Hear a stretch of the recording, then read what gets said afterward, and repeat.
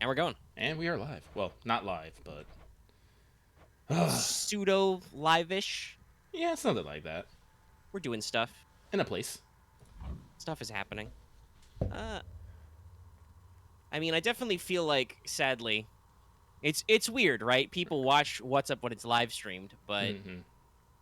I definitely feel like I think it went out over time. It took a little bit. Let me look at the stats real quick. But last week did not do quite as well starting out as some of the other What's Ups have done lately. I mean, we've been doing live for a long time, so that's kind of a. But Yeah. it also didn't have a special thumbnail or anything, so I don't know. Yeah.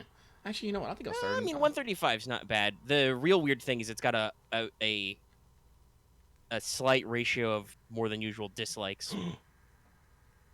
It's about 70%. I don't know if that was just because there's no comments on it. That's a great feedback, guys. By the way, dislikes without a comment. If I had to assume though why people don't like it, they are either don't like it because it's not live. In that case, fuck you, buddy. Don't yell at me. Yell at YouTube.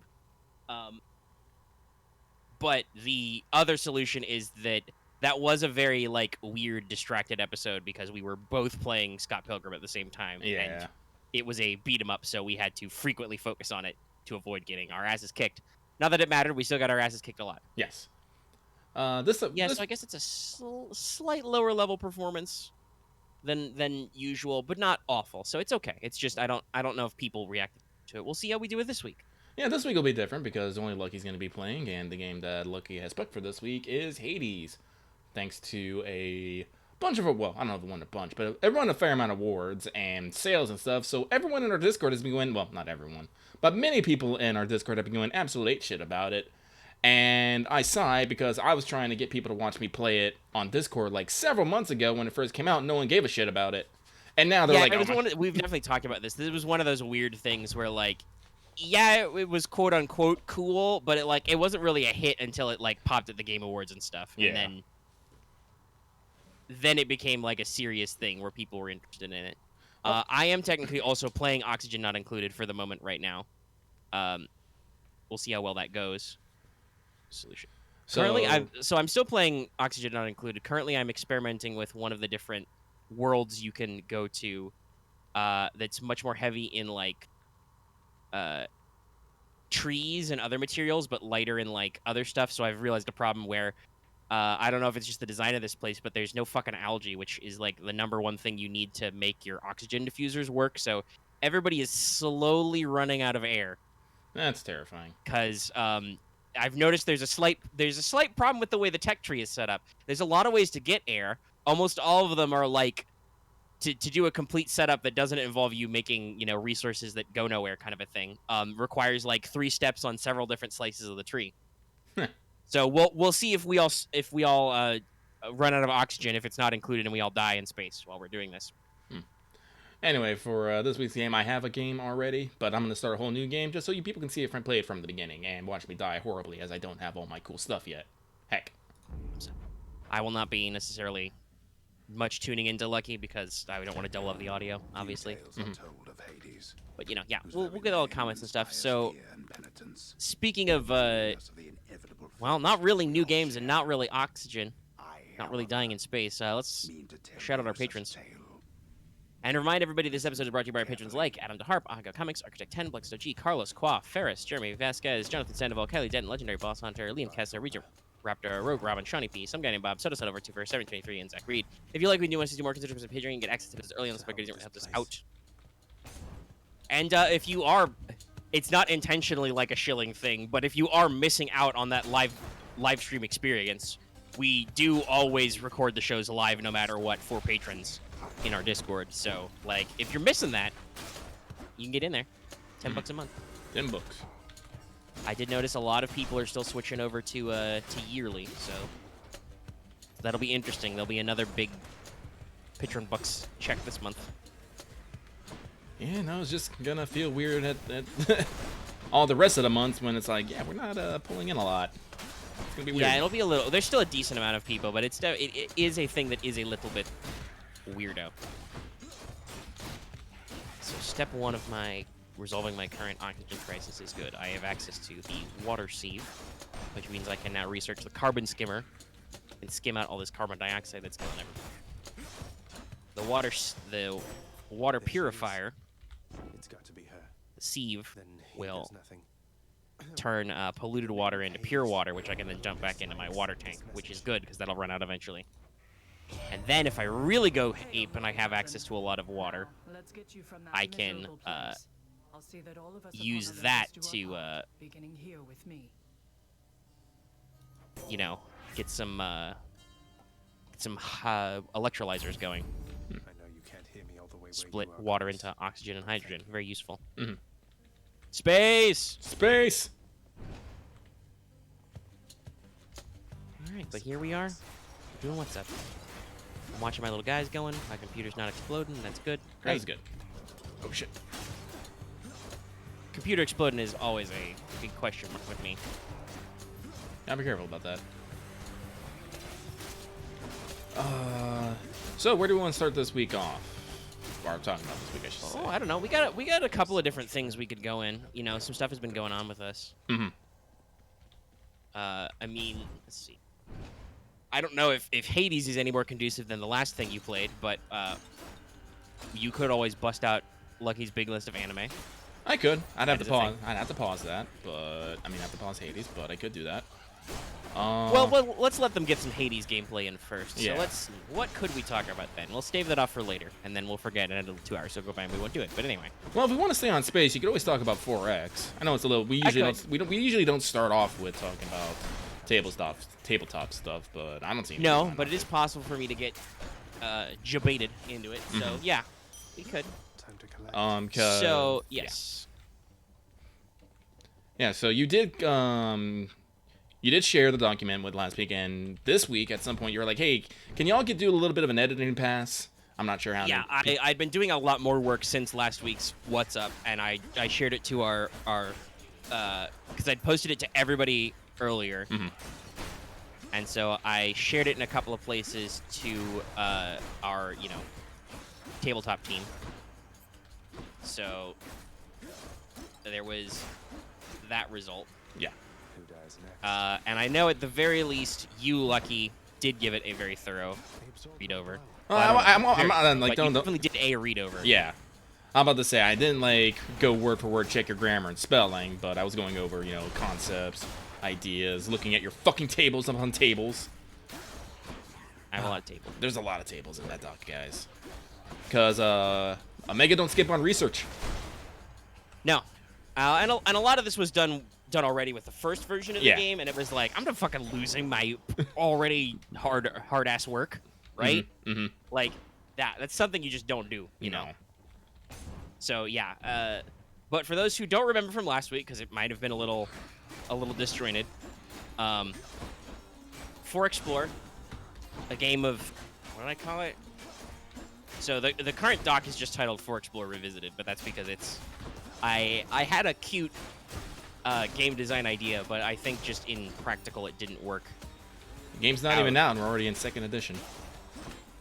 I mean, that frequently happens with game design. You realize that your first idea is cute. Yeah, okay, so it's a For Explore, a game of extraterrestrial colonization, and obviously the name references 4X games. You could also probably pronounce it just Explore, even though I know that's usually not what you do with a 4.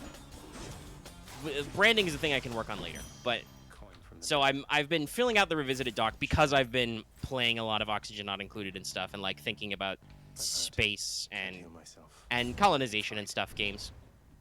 So obviously, that gets me to the point where I'm like, okay, this has got some thinking stuff, some thinking-y things.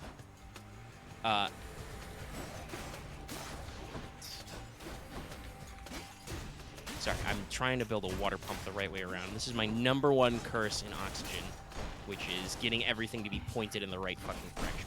Okay. I have accomplished. Cool. All right. But so For Explore is, as it says, a game of extraterrestrial colonization. It's got a pretty basic pitch. I'm pretty sure I've read it out on a What's Up a long time ago because we've been doing What's Up for quite a while now, and you guys have heard me go through many homebrew projects over the years. Yes. Back and forth, up and down. Occasionally they get completed. What state was Mages of War even in? We started doing YouTube stuff.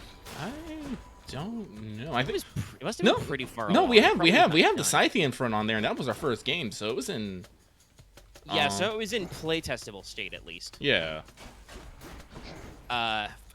Well, so technically, For Explorer is probably in a playtesting state, but it would be a very boring playtest because it would basically be, hey, roll to not die for like 4 hours. Okay, cool. I don't have anywhere for you to go in session 2. Oh yeah, that was I don't actually. even think I could do like pre-packaged stuff yet. Yeah, that was actually something I mentioned earlier because I did a read over. I had a couple questions and concerns and comments. I can talk about my thoughts on the morale system and whatnot and why I thought that. But one of the things I had, I don't know, because immediately stopped jumped to me because I was like, the way I usually wait, to see how a game is, think of a character you want to build and how that would and how that flow. And one of the things that jumped out to me was being an Agrotech, which is basically, I'm gonna fucking die, which is basically just your future space farmer. Yeah. And one of the immediate questions I had was, hey Meg, I know we're gonna have like, buildings to build and fabricators to fabricate, but is it gonna be a system where you have a big old fucking list of things to choose from, or is it gonna be a more what's the way I put it? Well, basically we say what we want the object to do and you assign the cost to it. You said it was going to be the former, in which there's a big old list, but unfortunately, you have not made big old list yet, so it's just like... No, that is probably going to be the thing that's going to take the longest, is, like, I have rows and rows of notes of, like, future shit that goes in. So there's, like, some very obvious stuff. Like, I remember, also in that conversation, you were like, hey, so I noticed the stone knife, are there going to be any other, like, primitive weapons? Because, like, I'm just see stuff like baton and shotgun, and I feel like that's a lot of metal. Now, my immediate thought was, like, what? How many metals do you think you're not going to have or you're going to need somewhere else you can't make batons? But anyway. Well, my first question is, that's a system that's, like, not in yet, that there will be a lot of very basic workstations, which will basically be like, hey, if you... like, for instance, if you don't have a lot of readily accessible metallic elements, but you do have a lot of regolith and silicates, you can build an ore smelter and basically extract metals from sand and rocks, right? Well, yeah, but that's the thing I wanted to say. Like, depending on your tables, we might just, like... Because everything's dependent on where you fucking land on the planet. Like, right. Like, even if there's other ways to do it, there's still steps we have to do to get to metals and whatnot. And and some of this will come in the also as yet unwritten. Yeah. There is, and I've even done some more writing, obviously, since that was like, what, 3 or 4 days ago? It was several days ago when I asked people to look at it. So obviously, being me, I have done more writing since then. But like, there's advice already in the GM section that will be like, hey, don't be an asshole to your players. If your planetary resource matrix says there's plentiful metallics, don't be like, oh, well, you don't find a mine of metals. No, like, if there's a lot of metallic elements, they should be able to pretty easily, like, I think a way that it's going to be in this version of the game is some of the writing is going to be like, okay, so if something is plentiful, it's easy to access. That probably means that your colonists can make a roll to, like, scout for resources from their lander and probably find it within a day's worth of scouting or something, right? Yeah. Like, even if it's just, Subnautica tier, like, bang on some rocks, find some metal deposits kind of shit, right? Now, if something is scarce, you might have to find some alternate solutions. That may, like, lock you out of certain things. But, like I said, there should be a decent amount of ability to convert. There will be at least the process that will definitely 100% be. There will be a statted resource maker for everything. There will be to convert unrefined resources into other unrefined resources, and there will be to refine every resource, which hopefully will use multiple different materials as well. So, like, say you're trying to make, like, refrigerants, which is a refined resource class. There will probably be an ice maker, which runs either on your clean drinking water or just any volatiles, whatever you're working on, right? Mm-hmm. So, like, there should be a decent amount of redundancy to, get a lot of this stuff going. And we'll kind of see how everything shakes out with that. But yeah, so, and I think there were some good questions there, like thinking about the stuff, because yeah, there is definitely a certain amount of, well, the lists aren't all in yet, you know. Yeah, so it was just a thing of like, what if I can't do the thing though? And well, and I did kind of fire back in my own way. I was like, okay, well, you want to be a space farmer. What if you don't have any fucking air? What are you going to do then? Yeah. Well, again, that's the question of like, if we don't have the means to do the thing, how do we do the thing? So, yeah. So, and there's some of that work I've done, for instance, has been on like feeding yourself. I shared everybody it wasn't complete at the time, but I shared with everybody the screen cap of what I called my low quality meals list. Yeah. Because that's like an actual system in there. Is like, so meal quality is a thing. Mm-hmm. Food is mostly abstracted to like, you have X amount of rations. But depending on like what you're using as your food source, you may have high, medium, or low quality food. If you're eating nothing but low quality food, you will not suffer the negative effects of starvation, which is a whole horrible thing you don't want to go through. It sucks a lot. I've done a lot of slightly disconcerting research about like how much time frames you have for certain things. It's not super fun sometimes, but you know, it's good to know your rough outlines. And I have at the very least done some rounding. So stuff isn't necessarily 100% realistic, but is in the right ballpark of a realistic frame, but without being too anal about everything, right? Mm-hmm. Like, for dehydration, I don't have an exact mechanic for when dehydration gets you. I just say, hey, after about 3 days without any water intake, after you lose about 25% of your body water, you do kind of just die. So don't do that. Don't do that. Drink water before then. I'll pay for that. But that is because obviously, like he's talking about, how do we do the thing? Well, there's a lot of different ways you can make food. You know, some of them are pretty common, like there's hardtack and space meat. Space meat is basically just non-brand name Spam. It's a sealed, vacuum-packed, processed meat ration with added salt and water. Mm-hmm. So if you have access to any kind of protein and salt and water, you can make space meat. Space. You don't want to live just eating cans of Spam, right? Mm-hmm. But you will survive that way. Same with hardtack, referred to as the bane of soldiers, sailors, and explorers everywhere. Mm-hmm. And then there's the really gross shit, dust bars. Ooh, yeah, that's... Dust bar it's officially noted as, it's a slang term for bootleg survival rations, which are cut with sawdust, bone meal, or literal dirt, with just a very tiny amount of actual rations. You won't starve, and you won't necessarily be hungry, but you will feel like shit. You know, and that's why, slowly over time, eating things decreases morale, which is one of our resources. Yeah, that was something... Which you talked about this earlier. You had some back and forth on that. Yeah. So the way that the base system has it right now is new characters, fresh out the lander, start with 100 morale. Okay, so I'm about to say, that's not actually technically... I did actually do some... Oh, you did? I committed some of my fixes, yes. Oh, okay. Well, I haven't seen it since, so what'd you change? Yeah, no. So, we were discussing this, right, because I was thinking about whether or not there would be a rule to start not at 100%, because while on the one hand, I like the cleanness of, like, nah, you start at full, it's fine. There's also an aspect of, like, it's not... It's a little too clean, I guess is how I would put it, right? Well, I guess the way I should say, when we had this discussion, what the rule originally was that everyone starts at full. Yeah. So I even when you started talking about that, because you were like, I'm not sure it should start at full. I'm like, yeah, I'm not 100% sure on that myself either. And so the way I came down on that was I was originally talking with you about how I was wondering if it should be like maybe minus I think it's 2d6. Yeah. I decided to go with you roll 3d6. You start at 100% and then roll 3d6, and you go down by that much. So if you're lucky, you start with like 97% morale. You love it here. It's great. I did actually also take another of your suggestions. I like the idea that at 90 plus morale, you actually get a bonus. You get a plus 10 on all skill tests. Yeah. You're happy to be here.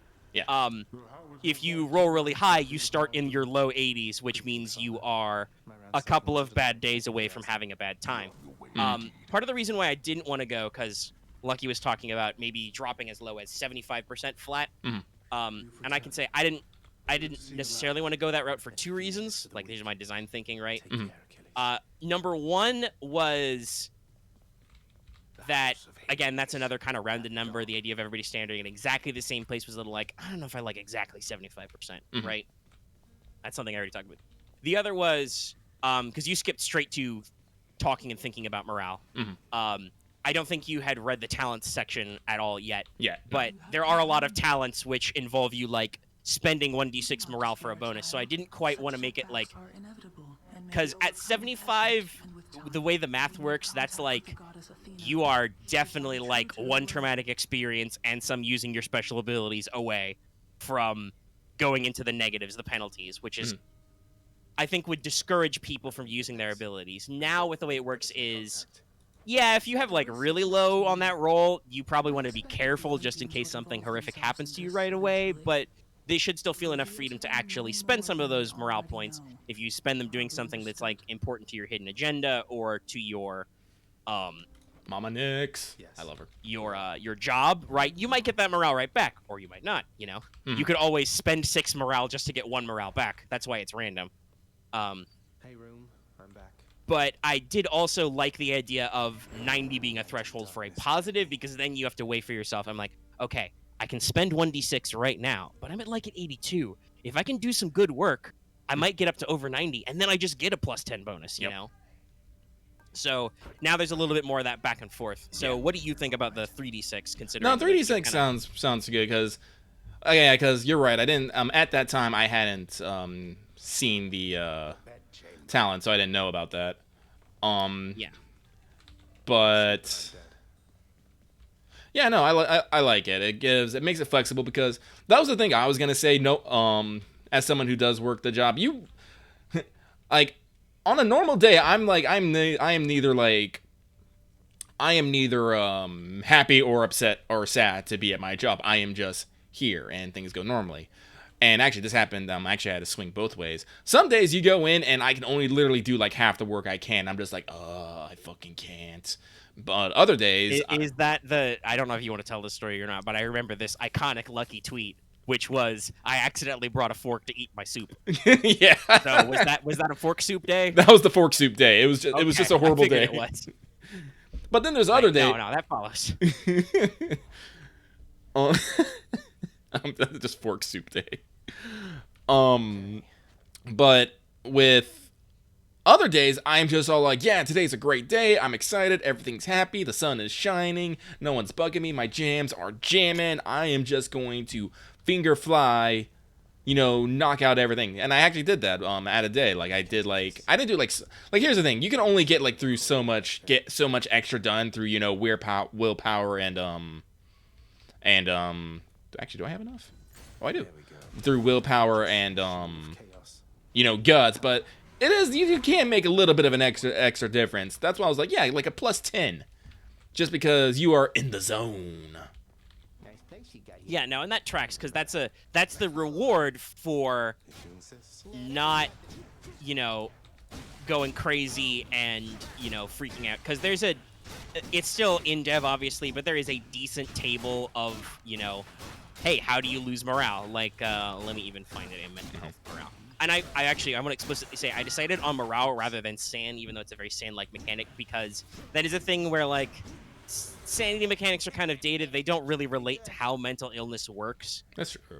But I like the idea of, like, morale is like, oh, yeah, no. I mean, if you've like, watched a story about space colonization or played a game, you absolutely have this issue where, like, morale. Yeah, eventually people do go space crazy, right? Like, if they don't get enough food, enough sleep, and everything seems shitty, you will slowly degrade your morale, and you will turn into that guy who just goes crazy and tries to stab everybody, even though that's a really dumb idea. Those people are important.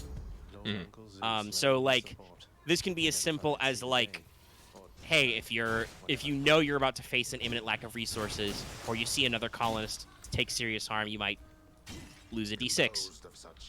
Up to, like, hey, receiving a critical injury or experiencing a life-threatening hazard or crisis for the first time is like a d10. To, like, seeing another colonist eat shit and die is like 2d10.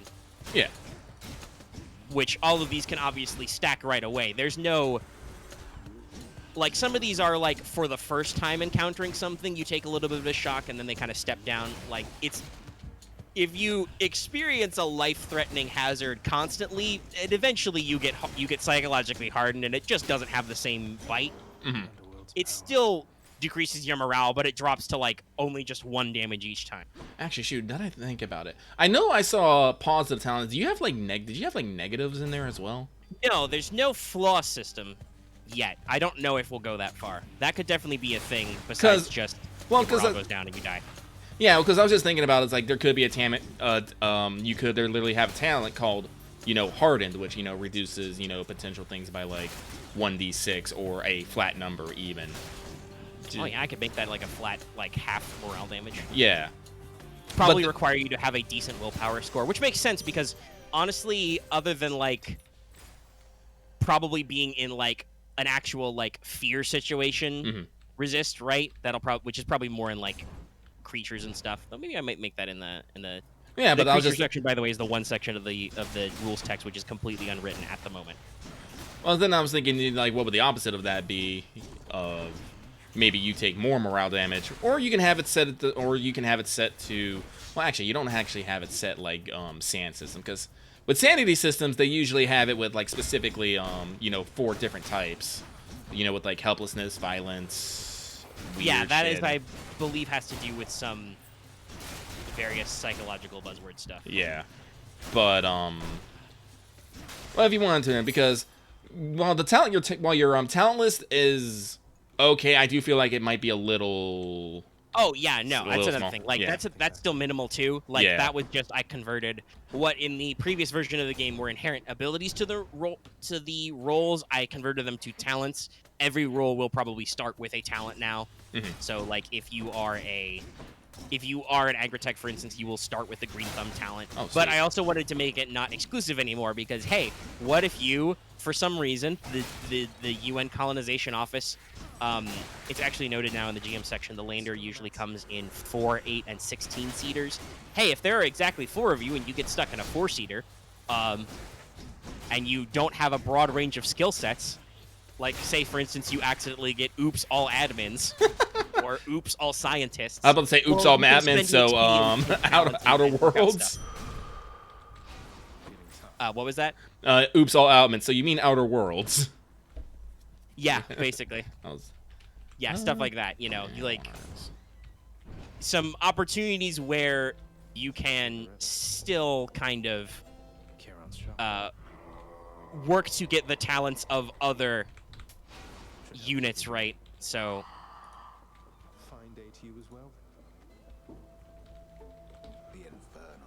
you can work on that a little.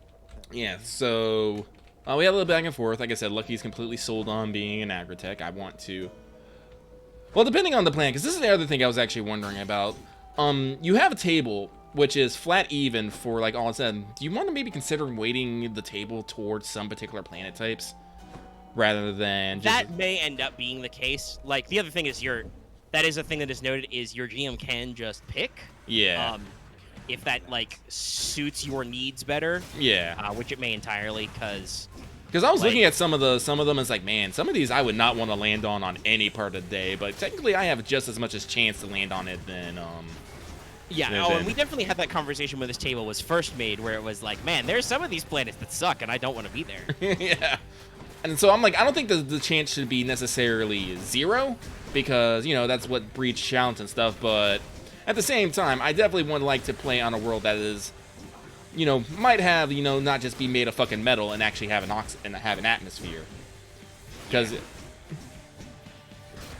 Yeah, and I think the balancer there will be that a lot of those planets should be rich in resources, right? But will obviously have challenges of like, hey, where do we get our fucking air from?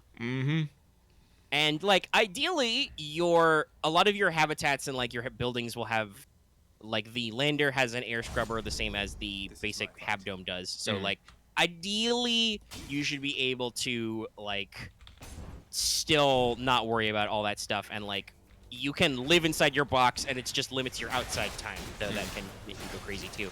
Cabin fever, yo. but there's definitely some wiggle room for like, yeah, no, you know what? Let's not start anybody off on a Selenian, a moon-like world, because that kind of suckles. Kind of sucks. Yeah. Let's see what's in here. So there will definitely be a little bit of work there. There will eventually also be tools to like manage all of those like worlds, right? And there will even be notes in the GM section, which is obviously also still not finished because nothing is fully finished. There will even be notes in that section, which is like, hey, if your players are stuck on a molten metal hellhole, perhaps you should start them with the extreme hazard suit and not just the default colony suit, because otherwise they will die. You know, stuff like that. That is the thing we definitely talked about a little, was like, there's definitely going to be optional challenges, basically, where you can go like, hey, we're gonna, you know, start here. That's even in my notes about the lander, right? Like, it should give you 30 days of food, 30 days of water, and a small stockpile of processed materials you need, like alloys, plastics, and stuff. So you have a little bit of wiggle room to work with. Well, if you're starting on a planet that's, you know, has a lot of life resources you can work with, right? Like, the GM knows, or you guys have randomly determined you will be starting on a planet that has, like, a really good biosphere you can work with. Your GM might go, okay, so the dynamic thing here is going to be that, no, you guys don't actually start with, like, 30 days of food. Maybe you start with, like, 10 days of food. But you start with extra stockpiles of processed materials so you can build the tools to feed yourself faster. Yeah. Conversely, you may, if you're, again, on a planet that's rich in a lot of, like, metallics and radioactives and other weird exotic resources besides the ones you need to live, you might start with a lot of extra food and water and less starting resources because, gee, it'll be really easy for you to get started building alloy furnaces and stuff when you have a lot of metals to work with. So there will be some intended adjustable things there. Yeah. So, like I said, well, people should know me. I'm always down to play a new game. So, but again, it's gonna be probably a while before Omega's actually at a point where this can go more than one session. Like I think the basic version is gonna need, at least, like I said, those basic workstations so you can make stuff into other stuff. Like, well, honestly, I think is the fundamental thing that you need at least a guideline for. Like, honestly, and like, I also need creature. I need to actually get cracking on the creature rules because that's kind of important. Well, honestly, you know what could be fun? What you might want to consider doing is, instead of like making like just, you know, actual creatures, you might want to just do a random creature generation, make a fuck ton of tables, and just roll on the tables. Like, all right, this creature does this. It's on this planet. Well, yeah, and I think that's probably what it'll be, but I still need the, like, high level, like, what kind of creature features can occur kind of a thing. Ah, yeah. And I will probably still have some level of random tables, because that's how you get your really freaky alien life forms. Yeah. But there will also probably be some, like, randomly pre-rolled examples which can go in there so people understand what the heck they're dealing with. The creature section will also probably handle Earth-based plant and animal life that you can import, because you can get, again, not really fleshed out yet, but it's noted in several places, you can get care packages from the colonization office, which can be filled with things you like, from like new seed stock to like coffee. One day we might actually find a planet of monster rolls. This place is lucky.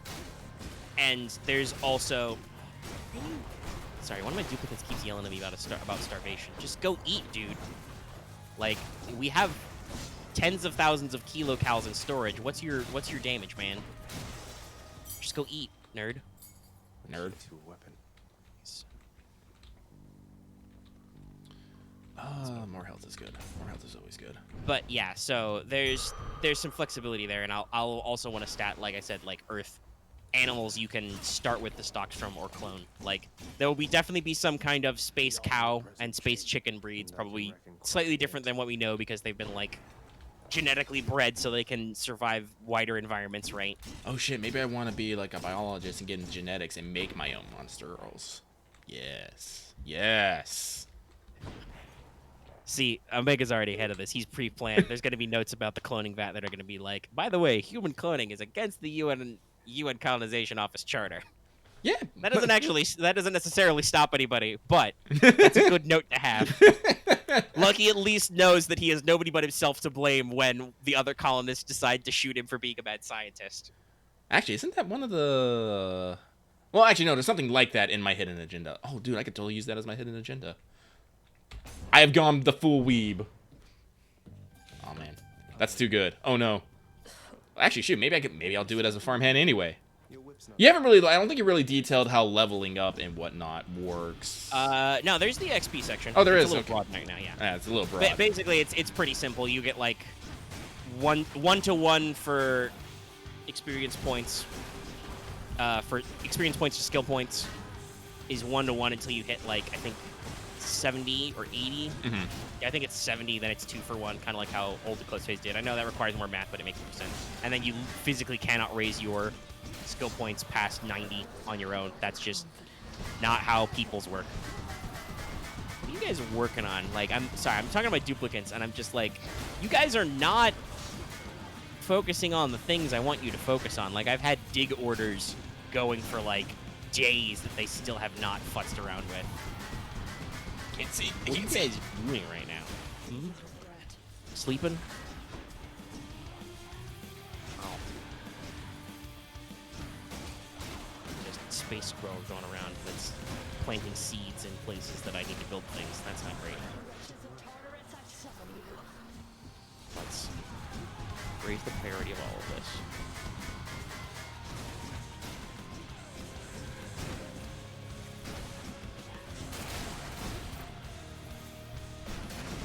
So yeah, that's basically kind of where I'm at for Explore. And there's like I said, there will be a variety of elements which can be reached into things, you know.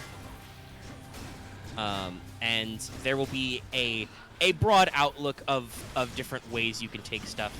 And I think the key points is that in the revised version, the thing is to focus on the evolving narrative. Mm-hmm. Like, Nope. that's just you.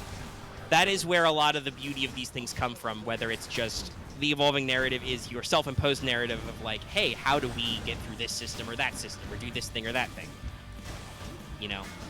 And like, you kind of quote-unquote build your own narrative through whatever.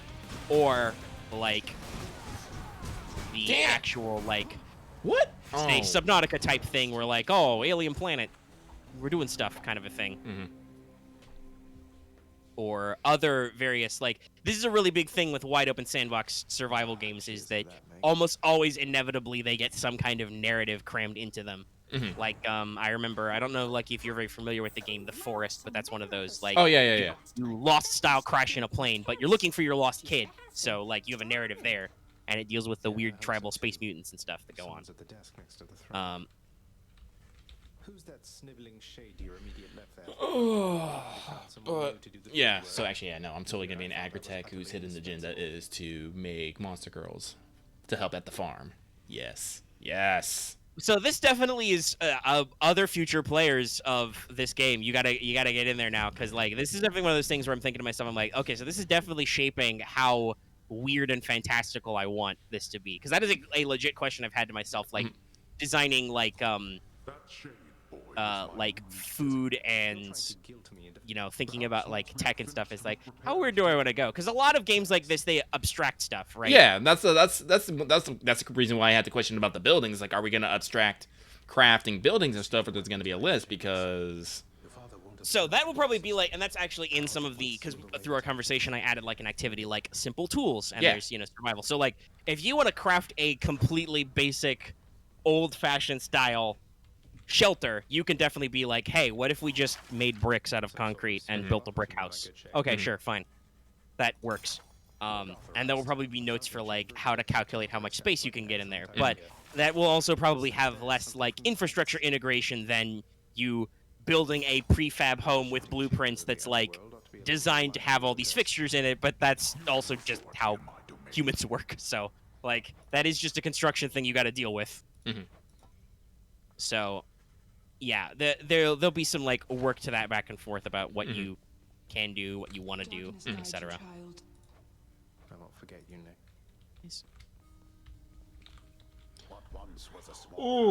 but yeah, well, like I said, because that's the thing about like designing games and well GMing and problem is you honestly never you can never no plan survives contact with the players, and that goes for design as well.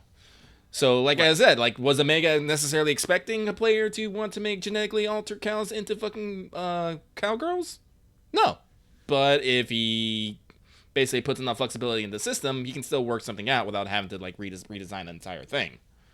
Yeah. So. Cerberus destroyed the lounge again. And like, will that, again, will that be taken very seriously by the other players and stuff? I don't know. I don't know how like serious it'll be. Maybe Lucky's character will turn out through play to just be a raving lunatic madman that everybody puts up with because he's the only one who bothered to learn how to grow space grain. Who needs sleep? Who knows?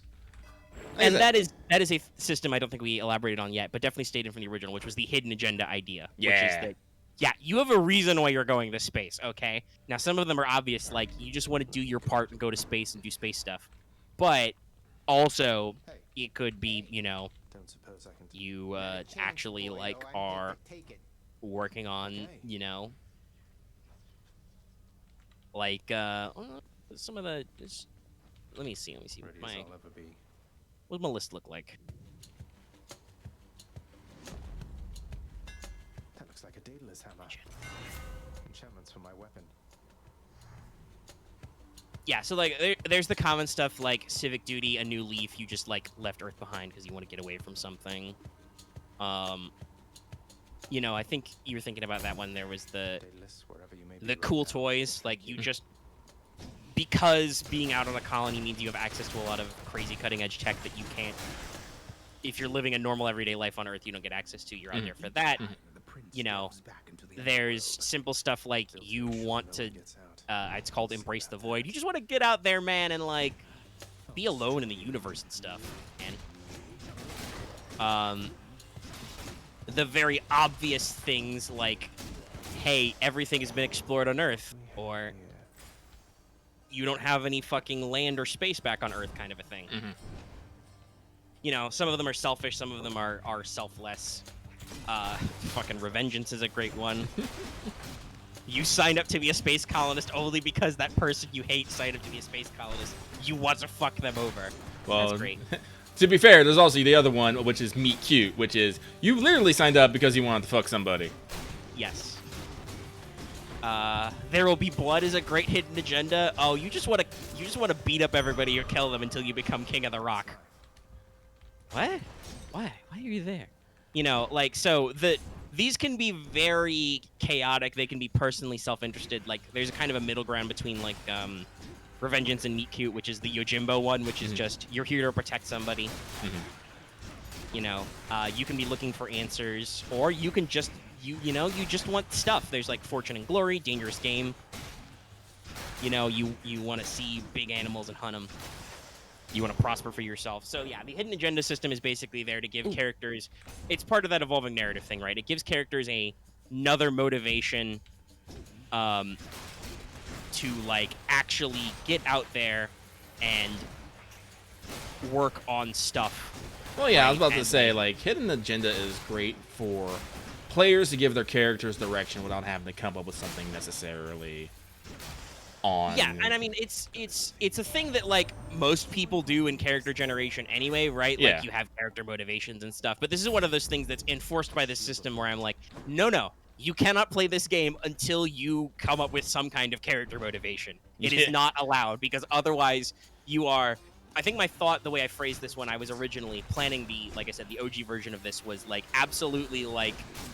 No, you need this because otherwise you are absolutely just going to build a character who only exists to have, like, gun shoot skills, or like, oh, I'm just going to take all the repair skills and I'm just going to build stuff and fix stuff, and be like, okay, but why though?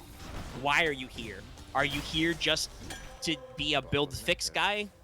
If they could do this with just people who acted like robots, they would just send robots, right? So. That's one way to put it. But yeah, no, it's like, that's what I say. Like I said, that's why I like it, because it's like, yeah, no, you don't know what to do. What is your hidden agenda? Act according to that. Perfect. And actually, the way it's phrased is, doing your hidden agenda is better for you than doing your job. Yeah. Like if you successfully like do a serious challenge, you know, something that you basically like it requires you invest resources or is at risk to yourself to complete a job for you that like helps out the colony. That will get you like 1d6 morale. Cool, great. If you do something that follows your hidden agenda, possibly to the detriment of the colony, you get back 2d6 morale. Because, you know, that's part of the system. It's you are working out to like get stuff, and you realize, oh gee, I really want to do blah blah blah, and it motivates your characters, and it motivates them stronger than doing what they want, because that's how people are, right? Like, yeah. And remember, one of the possible, you know, ones you can get is just called civic duty. You can literally be here on this colony just to do your job, right? Right. Which puts you at odds with other characters who are more about doing stuff that's not their jobs, right? Like, that definitely gives you an opportunity for like some role-playing stuff where it's like, hey, guys, I'm trying to do my fucking job here. We're trying to run the colony. What's wrong with you? You know, so you can play the straight man character. And there are a lot of these hidden agendas are still invested in the colony, right? Like, if you have the cool toys hidden agenda, you want your colony to go to like the coolest and greatest tech as fast as possible, right? Right. Now that may mean that when Lucky says, "Yeah, we should all just build exterior grow beds and stone knives and be fine," that the cool toys guy is going to be like, "No, man, we can solve this problem with lasers. We need some fucking lasers up here." Even though, hey, maybe trying to build lasers as your first thing is not your best choice. Or it could be your best choice. I don't know. Maybe you're fighting, like, space T-Rexes. I did so there is a list of sample exoplanets. So there will be some planets that will be completely pre-generated. Or semi-randomly generated, however that works out with me. One of them is called Crichton's World, which is a Paludial, a swamp world. It is named after Michael Crichton of Jurassic Park fame. So I don't know what'll be on it yet, but there'll be something, and you're not gonna have a fun time. That was one of the design conceits I talked about, where I was like, okay, so 100%, no planet should be quote unquote peaceful, right? Like, no matter what you do, there needs to be conflict. That is how storytelling works. So your game master will bake in that conflict somehow. You have a planet that's full of fucking life and stuff, right? That's teeming with readily available biomass you can turn into food and water and stuff. Well, hey, guess what? Life has probably already evolved there, and some of it is probably hostile. So, yeah, you know, what are you gonna do? Similarly, well, yeah, sure, okay, maybe there aren't a lot of creatures on a blob of ice, and you can certainly turn water ice into oxygen pretty easily. That also means that it's fucking cold outside, and you're constantly at risk of other dangers. So yeah, it is now ingrained in my design goals for there to be that back and forth system, and kind of like work all that out. I could use some money. I mean, health. And we've talked about this for like 45 minutes, so I think we're okay on that front. I don't really have anything else to add. I can link this again to the chat. Health food. Want it. Yeah. I don't know if you can build a full like I don't. That's one of those things that like somebody joked about it having a theme park, and I'm like, I don't know if we're actually going to go quite that macro scale. Like, there will definitely be options to build like entertainment shit and stuff, but I'm like, that'll probably be like there won't be a recipe so you can craft a national park or whatever, but there will probably be something like how in Oxygen Not Included you can get the park sign, and basically like there will probably eventually be some mechanic where it's like, hey, you can declare natural green space a park or something. Because, like, that will definitely be a future thing where, like, if you get far enough along in this narrative, you may actually get, like, extra colonists and start expanding. You could even start time skipping, right? And then your narrative and your drama just grows as now you're like, gee, not only do I have to take care of myself and my, you know... Well, oh, actually, that is a fair question. I was going to be like, really? Is it that far back? No, it is that far back in the Tabletop Cabal. No, that's true. Actually, what could be interesting is if you set that the for Explorer and Stage is kind of like how Civ does their ages. Because that could be an interesting kind of... Because that way, basically colonists have a goal. Like, what that goal is who knows? Maybe, you know, to basically get enough, like, hab space up or, like, enough technology or such. Well, yeah, in the OG rules, that was your first goal is to build the colony uplink, which is basically your big space radio computer that lets the colonization office know, hey, we didn't die, everything's fine, we can build complex machines, and we're doing okay. Yeah.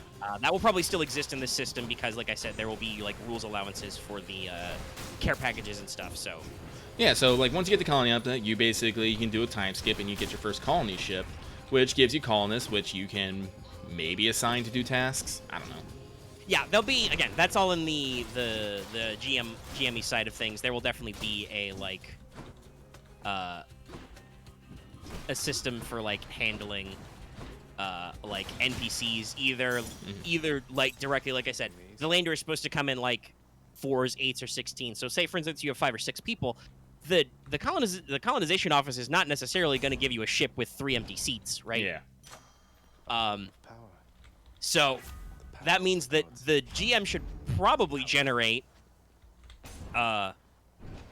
you know, 2 or 3 spare colonists who will probably have full-blown stats. But then there will also probably be stats for, like, hey, if you have a lot of colonists or generalized colonists, how do we deal with this?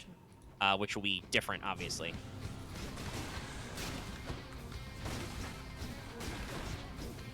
So, yeah, there'll be some stuff. But, yeah, I think we've touched on talking enough about everything, so... Well, if we're talking tabletop, we can still talk a little bit more. We had a rather interesting Star Wars game last week.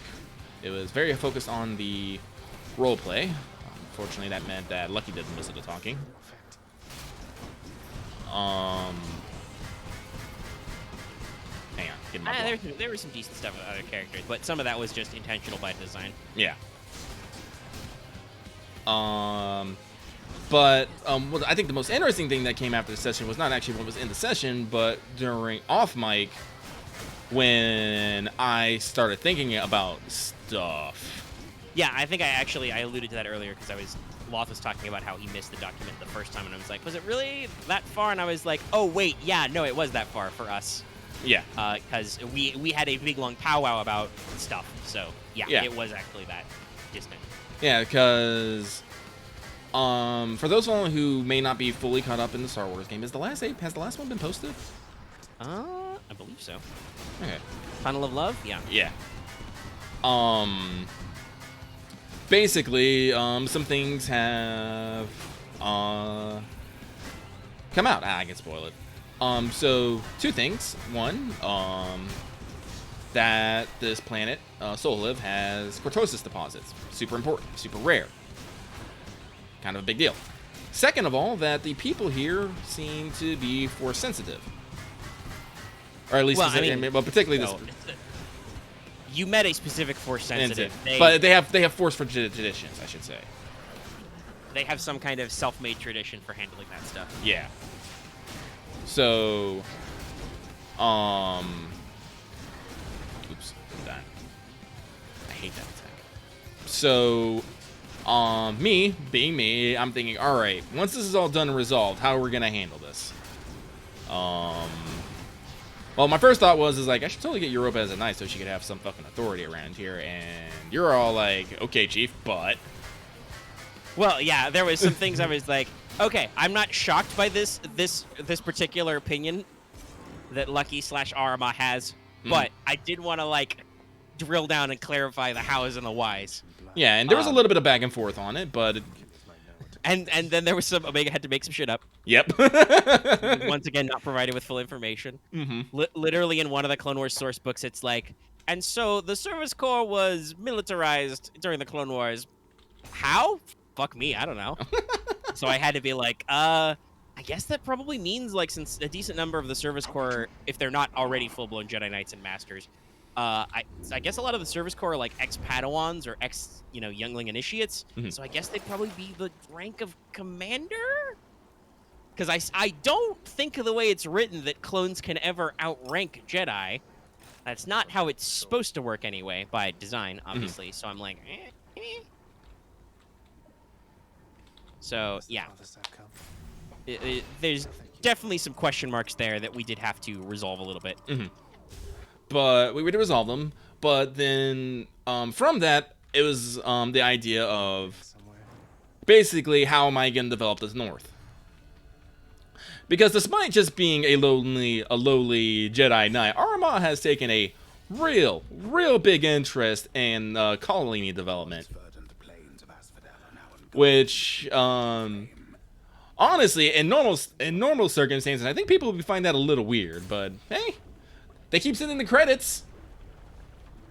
Oh yeah, no, certainly at some point the Jedi Council is going to get like a hold of your budget reports and be like, "Hey, you're showing an awful lot of interest and possibly attachment to this this place, but also like for the moment you are still fundamentally doing your job of like working for the Republic and like sorting shit out, right?"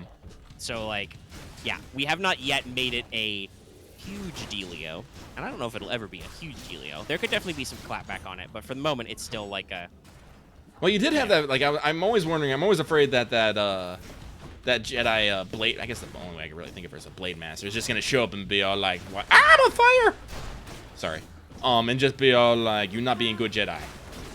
And I'll be like, "Fuck you, punch." Listen, I got a superpower for punch. You do indeed. It's a very potent. But yeah, but we actually we're talking about it. I was like, all right. So live. Now I'm gonna need to develop the North. That means we're gonna need to basically develop some sort of outpost out here, possibly with some Jedi oversights. Thanks to Omega, I was able to determine that, Europa is probably just fine the way she is. She doesn't need anything else. Because she is definitely the smartest out of us in the group. And, probably has the background to deal with this stuff because there's Kurtosis here, some interesting Force traditions, and probably ancient ruins that we have not yet got to. So she's probably the best to, handle that, so Arma doesn't have to necessarily, hold hands or whatever. Yeah. Because with the Kurtosis deposits being there, well, we're going to have to protect the place. Not only from the Separatists, but also from other people who might have nefarious designs on it, because it is a rare thing. Actually, I don't remember, aren't standard Kurtosis forging methods lost to the Greater Republic, if I remember correctly? No, they're not. Because okay. you even bought Kurtosis. Oh yeah, that's right. It's just ludicrously expensive because I think the best EU explanation was because if anybody's ever played the original KOTOR, almost everything had some kind of Kurtosis weave or lining or alloy in it. So explaining how you could have a vibro sword and still fight a lightsaber guy. Yeah. It's still not as good as a lightsaber, but it exists. The general ethos is that as a result of all that, basically, a awful lot of the easily accessible Kurtosis deposits have just straight up been mined out. And so there is an actual legit thing where there's a question of hey, is Kurtosis available? And it's not really. A lot of Kurtosis deposits have been mined out. A lot of Kurtosis items are antiques or rarities. So finding a new deposit, however big it may be, because you guys still haven't clocked that, and that's something you guys know. Yeah, we don't know, but we know it's here. Yeah, so depending on that, that may actually be a serious, concern of hey, there's a lot of Kurtosis here. People will want that because it is also a mineral with high energy conduction policies and stuff like that, right? It's got, it's got some legit. Oh, I got 0. Thanks, game. You give me a time trial with a bunch of fucking highly mobile fucking guys. Thanks. Sorry, I'm a little miffed about that.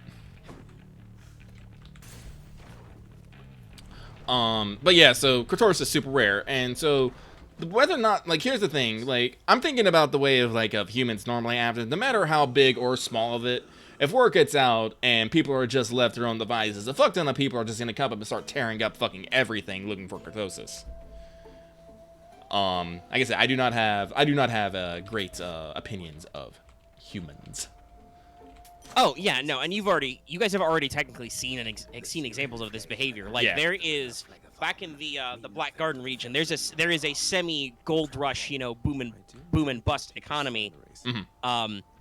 About the fact that there are occasionally like volcanic gem deposits in that area. So yes, those guys actually like have that as a legit thing that comes up, and you have already seen what the locals on Soho live are like. Yeah, and that is definitely one of your, I don't know if I'd call it a theory, but definitely one of your principles is like, hey, we don't want to cause a huge clusterfuck on Soholiv of people fighting people. No.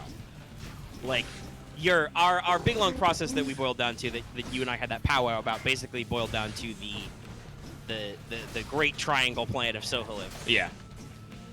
Not a triangle trade, mind you, because that's not really how it works, but like, definitely like 3 major points, because we actually do have 3 geographic points. That was not planned. That's just how it worked out. Yeah, I know. It was weird.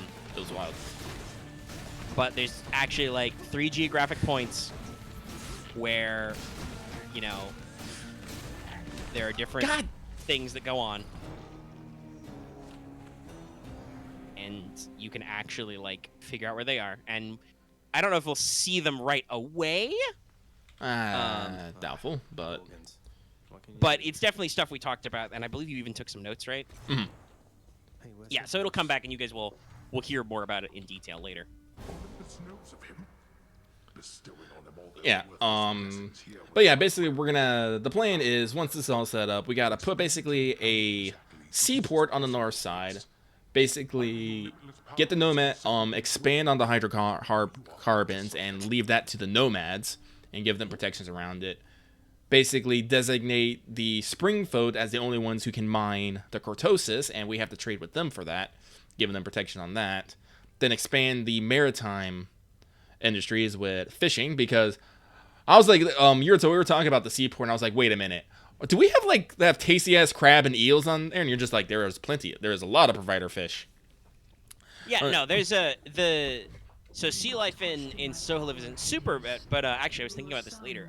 You guys would even know that, because that was actually mentioned in details about More Iridu. They have a couple of coastal fisheries, right? That was actually a potential vector of attack way back in the More Iridu's gonna get terrorized arc. It wasn't actually anything, so you guys, I think, mostly ignored it. Yeah. But it was a thing, so that definitely like follows, you know, some of these opportunities. She's always worried father's going to fight.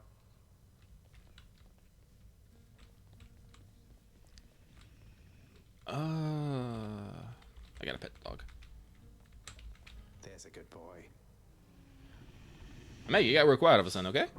No, I was just thinking. I had to think big brain thoughts. No, big brain. A little bit of my tech trait. But yeah, no. So like, you guys have already experienced some of the thing, and talking about the crabs, you were attacked by a slightly different but a variety of land crab, which you turned into gumbo, basically. Yeah. So yeah, no, that's like definitely a thing you guys have encountered that you may decide to yourself is like, hey, I might actually like you know, work out. So again, we're gonna, as soon as we get back, we're gonna yell more at the budget committee.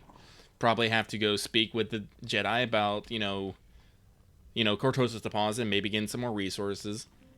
Actually, we were talking about, like, if we have to defend the north, we might actually request actual additional troops and supplies, because we don't actually have a lot of winterized gear. Yeah, that was a big question, because you were talking about basically the rotation elements, right? Yeah. Where it's like, okay, so we should probably like put some guys on rotation to this thing, put some guys on rotation to that thing, and we can do this many guys at a time. And I was like, okay, but point. You had some winter gear lying around for yourselves, but it's also not a major. It wasn't a major area of operation, so you don't have a lot. So there was definitely like, ah, shit. But yeah, no, it was definitely like talking about like, hey, if you're gonna like, and especially because the Cortosis like ramps up the strategic value of this planet. or at the very least, definitely improves its tactical value. That's a thing you don't necessarily want the Separatists to immediately get their hands on, right? Of like, yeah, no, that's absolutely a thing that might bring more contingency. And then I was like, okay, maybe it's time you guys get bumped up from a battalion to like, maybe get another couple companies worth of guys and reorganize as a legion. Mm-hmm. You know, the next step up, get some additional commands. And we did have some back and forth, and you were like, maybe not like specialists in winter stuff, but definitely get more gear. Mm-hmm. And then I think definitely a thing you guys were looking for was engineer, like actually getting a decent, like possibly company strength worth of clone engineers and stuff, because there's a lot of infrastructure you want to build. So, you know, there's the old "you must build it and they must come" kind of.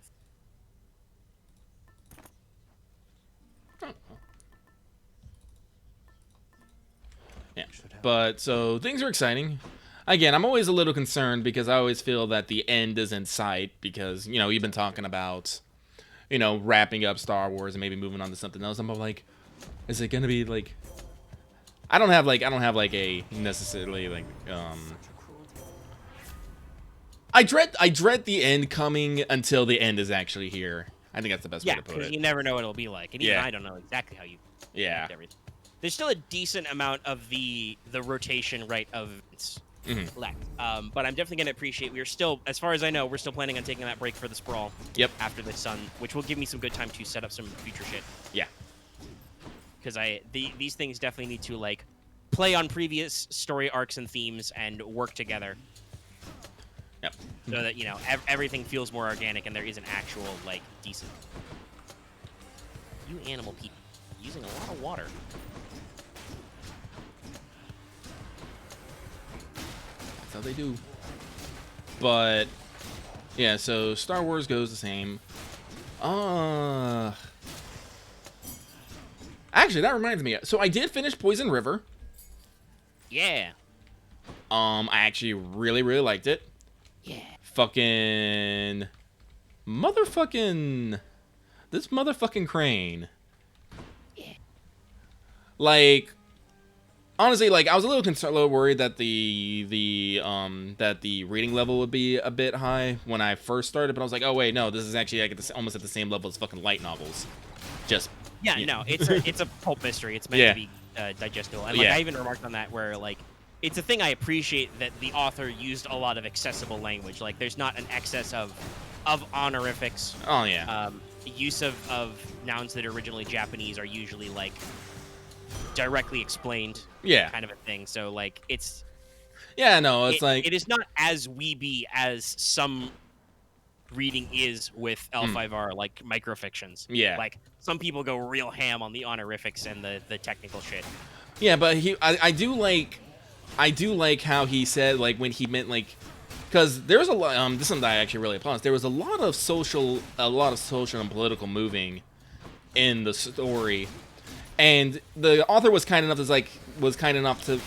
to mention when something was an insult or, you know, or a point to the guns, like with a nod of the head or just like straight out. I was like, oh, okay. Yeah, but so yeah, it was actually that's the kind of thing your creative writing professor yells at you for show don't tell, but yeah. Actually, like, hey, sometimes your audience is dumb. Yeah.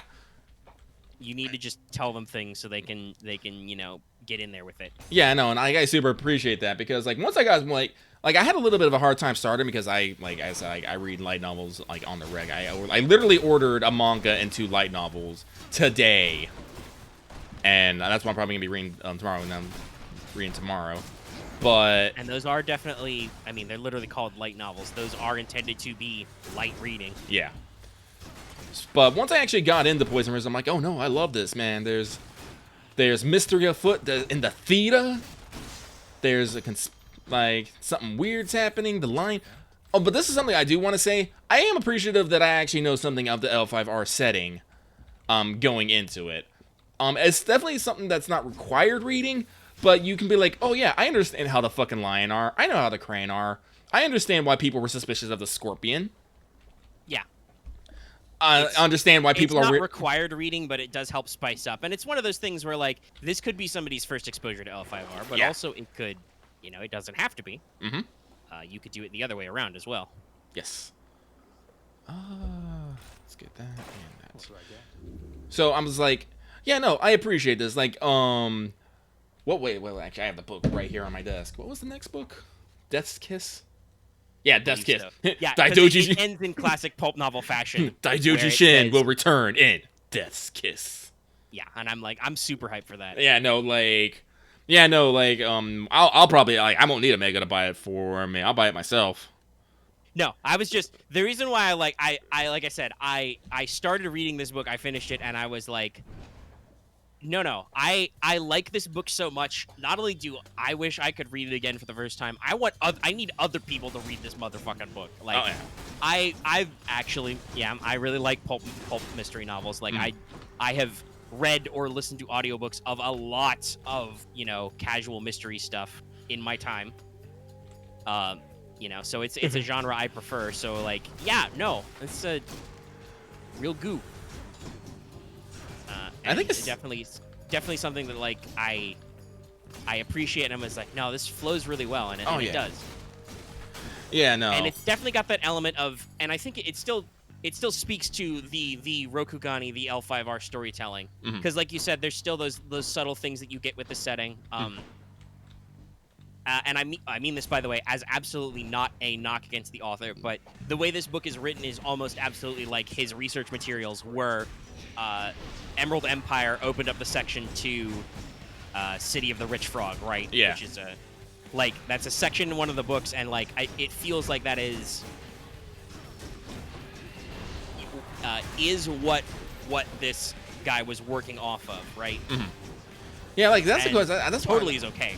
Yeah, like I'm wondering, like, how much research did like authors for this like actually put? Did they actually just pick up the fucking Emerald Empire and just like, all right? I mean, that at this point, that is like, those are some of the best sources for materials on the setting at the moment. So yeah, I wouldn't be surprised if that was literal, right? Yeah.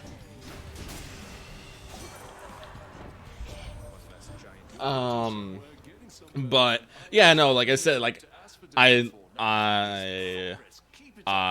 love fucking I love Shin. He's great. I like the character of, I am a complete loaf and waste of space, but actually I'm pretty fucking smart and I know a fuck ton of things. I just don't want to fucking work because fuck my family. Yeah, the rich idiot with no day job type of thing. But he's more like Rokugani Bruce Wayne than Rokugani Batman. Yeah. Because like he doesn't actually have that weird dark fire for revenge inside or anything, but he's not a doofus either. And he really doesn't like to fight, really, even though he can. He would rather... He's trained as a fighter. But he has the Yojimbo for that also. So. And honestly, I love her too, because she plays such a great straight man. It's so great. Yeah, no, it's the perfect routine of like, my lord, my job is to protect you, so why the fuck are you going out and gambling in the middle of the night without me? And he's like, oh, well, you would have hated it. And she's like, I mean, yeah, but come on, dude, be cool. And so, like, well, because I wanted to go alone, and if I had told you, you would have gone with me. And it's just like, oh man, Keep in mind, this is the opening scene as, he's being chased by a bunch of, street criminals and runs into his bodyguard, and he's like, oh, I knew you would have followed me.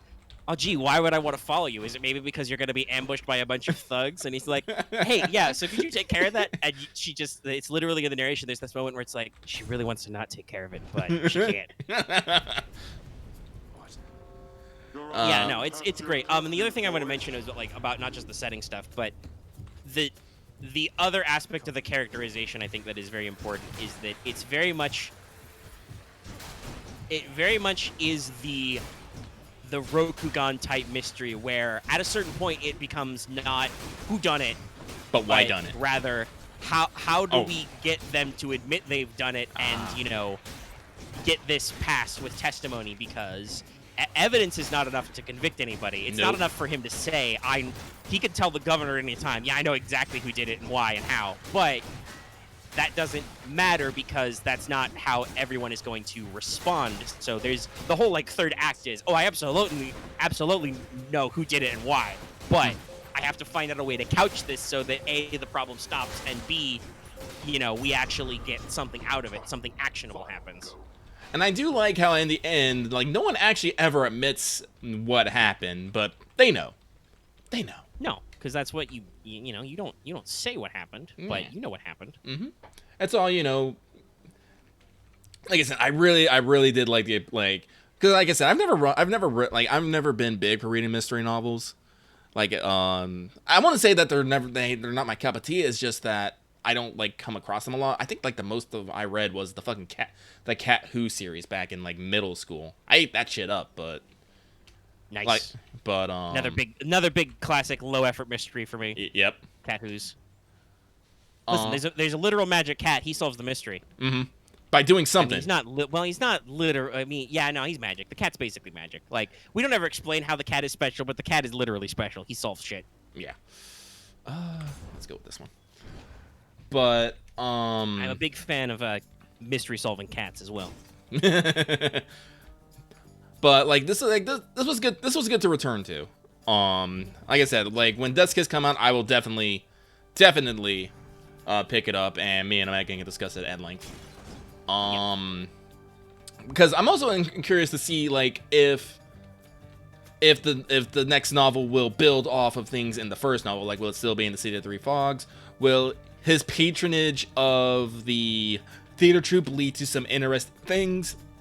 Saving the captain, you know, things of that nature. Yeah, will characters recur, or is it going to be more of a, like, much more episodic where, like, oh, he goes to a new place, blah, blah, blah. Yeah. That does seem to have happened a few times. Like, maybe somebody thinks that he did a good job in this job, so he gets reassigned somewhere else. Yeah. So I'm curious to see where his future, his future goes. Okay, you guys have slightly fucked this up. You've built the power generator and you've fueled it, but you haven't yet built all the wires so that it goes to anything yet. Mm-hmm. So thanks for that, guys. I'm do like sure it. That this colony is also a bust. I'll have to scrub and reset. This room just reminds you how fickle fucking gods are. If you go into a room where you can pick one of two boons, you can only pick one of them, and then the other one gets pissed off and then attacks you. But then after you're done, they're like, oh man, that's not bad. I didn't mean that. Here, have my boon anyway. You're just like, wow. Thanks. Whack. Whack.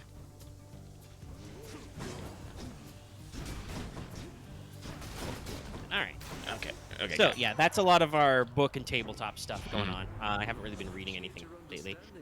I have been playing a little bit of Oxygen Not Included, still doing a lot of experiments and stuff. It's definitely a game where I feel like I just play it to, like, experiment and then quit after a while when it inevitably breaks down. I'm sure I'll develop pro strats someday, or maybe I won't.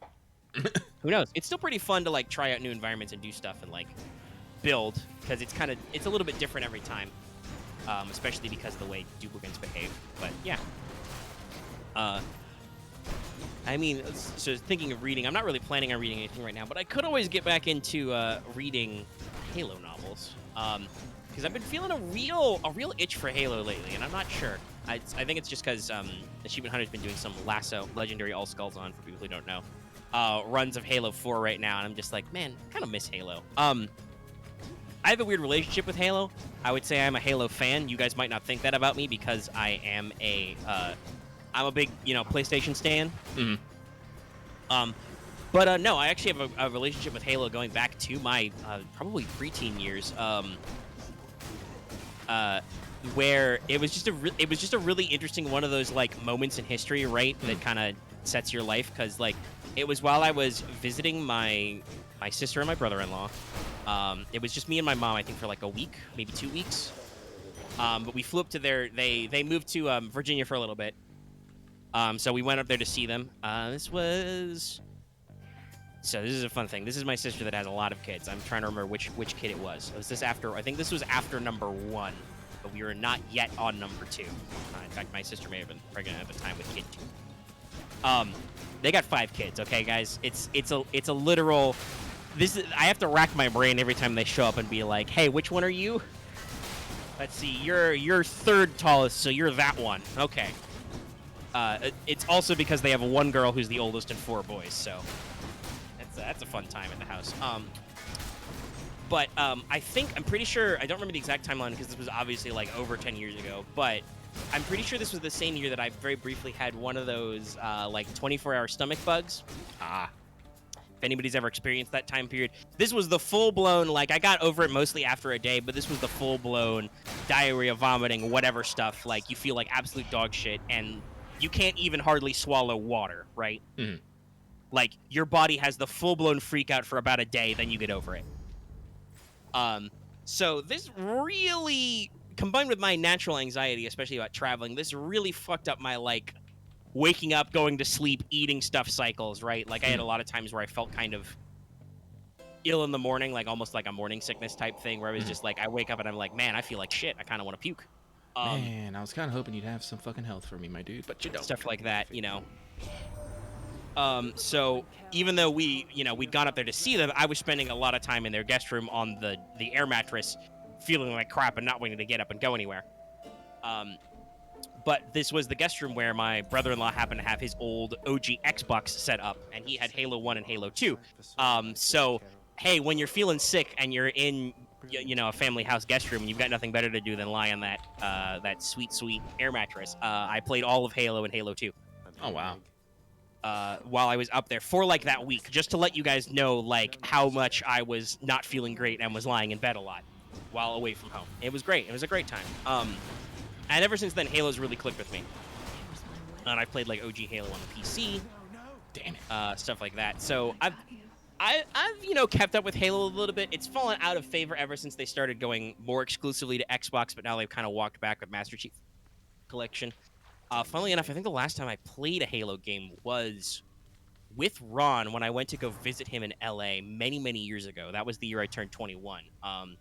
I was staying with his girlfriend at the time's house, and they also had an Xbox. And I think it was like the last night we were there, we just had nothing to do because we had to get up. We had to get up early in the morning to put me on a plane, right? Mm-hmm. So we had like nothing to do. So we just played the first couple maps, the first couple levels of Halo 4, and that was the last time I really played Halo. So I'm like jonesing for some Halo action right now. It's a little weird. I really like reading the books a lot. Like they're very well put together. How you holding up, boy? And I've been seriously thinking, because Master Chief Collection's only $40 on Steam. I've been seriously thinking about picking it up, but I'm also like pretty sure. I don't know for sure. I kind of hope that it would run, because I've had run quite a few games where something like Will It Run or whatever is like, hey, idiot, you don't have a dedicated graphics card. You'll fucking die, and it's fine. Like, I don't know how well it handles, like, if I was doing a lot of, like, real-time space battles with lasers, because I still haven't put in the time to seriously play Stellaris. It's on my list, guys. Mm-hmm. I'm planning on it. I just haven't found the time lately. But, like, there have been plenty of games I've played where the internet has yelled at me that I can't run it, that I've been able to run it. So I don't know. But at the same time, I also have that, like, that little, like, thought to myself of like, okay, yeah, but what if you spend, even if $40 isn't a lot, what if you spend $40 and you can't run it? So I'm like, okay, I'll probably wait until next paycheck, quote unquote, so that if it doesn't work, I'll immediately be able to turn around and be like, hey, I need to get a graphics card and maybe some more RAM. People were laughing at me for how much RAM I got in my machine. I mean, like, honestly, it's only 8, but that, like, hasn't, like, honestly, most of my problems are due to the fact that this thing doesn't have a dedicated graphics processor. Well, yeah, your rig wasn't designed initially as a gaming rig. It was more of a general... No, it was, I need something that has better juice for work stuff, which so far I don't have any complaints. Like, even my issues with OBS recordings, which are long, for example, if you guys check out the Muffin Time video, you may notice that one gets kind of glitchy and hangs a little bit in the middle. Mm-hmm. That's because it was doing the thing that OBS does where you tell it to stop recording and it doesn't stop recording right away because it's trying to, like, process and render the output file. And I eventually had to cut it because I was in the middle of a conversation with all those lunatics about what we might play next, but I was way too tired to play anything, so maybe I should have let it cook for a little bit longer. Anyway, like, my current solution is just probably I should record in, like, 30-second chunks, because, like, I can go probably as far as, like, 45 minutes to an hour before OBS really, like, freaks out on trying to close a file and save it, which may be better for video length anyway, so I should probably just, like, set a timer and make sure to break stuff up into chunks. I can stitch them back together later always. Like, when I record, like, games that are usually, like, 5 to 20 minutes for our Yu-Gi-Oh! Videos, those go fine. Like, those don't give me any trouble once I reset everything and try to make it less fucky. And as far as I know, they're not, like, overtly low quality or anything. but that OBS problem is also due to the fact that OBS is trying to render graphical shit through a graphics card that doesn't exist. Yeah. Like, I got my machine fairly economically because I did not include, like, graphics packages and extra double RAM and stuff like that. But at the same time, I've, like, double-checked some stuff. I don't even... It's one of those weird things where, like, say, like, because Steam lists your minimum requirements, I, like, Google the minimum graphics card they list, and, like, Amazon doesn't even list that anymore, probably because it's a couple of years out of date, right? Yeah. So it's like, okay, well, I guess I'll just go with the one that's listed on Amazon. I'll probably do some double checking with some people who know better. Like, obviously, I can lucky, and we got a lot of tech heads on the server who can help me. I think the primary reason why I haven't just go ahead and done it because it looks like getting a graphics card, which I assume if it's something I can find on Amazon that's still in production, it's probably not awful. No. So like. That would be a pretty easy solution to grab an appropriate model. I probably need somebody to tell me if there's really a difference between AMD and NVIDIA. Oh, don't get people started on that fight. I know people will yak, but that's my thought in my brain has always been, okay, guys, I need to know if there's a difference between those two, and don't bullshit me, otherwise I'll ignore you. Like, is there any substantive difference? No? Okay, I'll buy whatever's cheaper. When I do that, I will probably, because hey, guess what also is economical? Sticks of RAM. So I'll probably just do a package and like get another 8 or something. I think the general consensus is NVIDIA is usually more powerful, but it's a more expensive to match, while AMD usually doesn't hit the same thresholds, but it's usually much easier on your wallet. I think that's the general consensus. All right, so I'll see what I happen. Like I said, I'm gonna wait like a week or two until after next payday block. Like I said, there's a lot of annual pledges coming in, so like there'll be a decent cash infusion to figure out some shit. And then the other thing is just like, yeah, my game froze. Holy shit, like full on froze. The semi-real concern I have is like I am not usually a go into my PC guts kind of guy. Like I haven't really needed to do that. I'm not like afraid of it or anything, but obviously popping open your computer that you need for work and life and stuff is kind of important. Well, like I said, installing the graphics card is literally the easiest thing in the world. Yeah, no, it's just I want to make sure I know what I'm doing ahead of time because I'm that kind of guy. Like I don't know if I'm gonna like Google my computer model and see if I can get a picture of what it should look like. I have to double check. I can't even close it. It is completely frozen. What the fuck? Hang on, I've got my got it. That's not my. There it goes. Now it closed. I hope that wasn't the whole of my manual / instruction because I just pulled it out of my drawer and it's one of those, fourfold pages that has a bunch of pictures of stuff. Fuck it, I'm gonna play Stellaris. Okay. Like he's doing a hot swap. He's switching to Stellaris. Yep. My only level of manual. Sorry if you couldn't hear me a little bit there, guys. I was physically turned away to look in my drawer. Okay, so I might have to Google what the inside of my Dell looks like.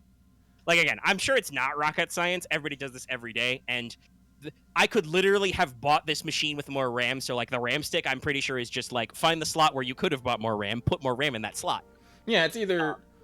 Yeah, your card would literally just have a long slot followed by a short slot that you slide your fucking card into, and then you grab a wire from the case, which you'll plug into the fucking side of it, which will give it power, and then you just gotta make sure it lines up into the back so all your fun little doodads in the back will pop out. That's all it is to install a GPU, really.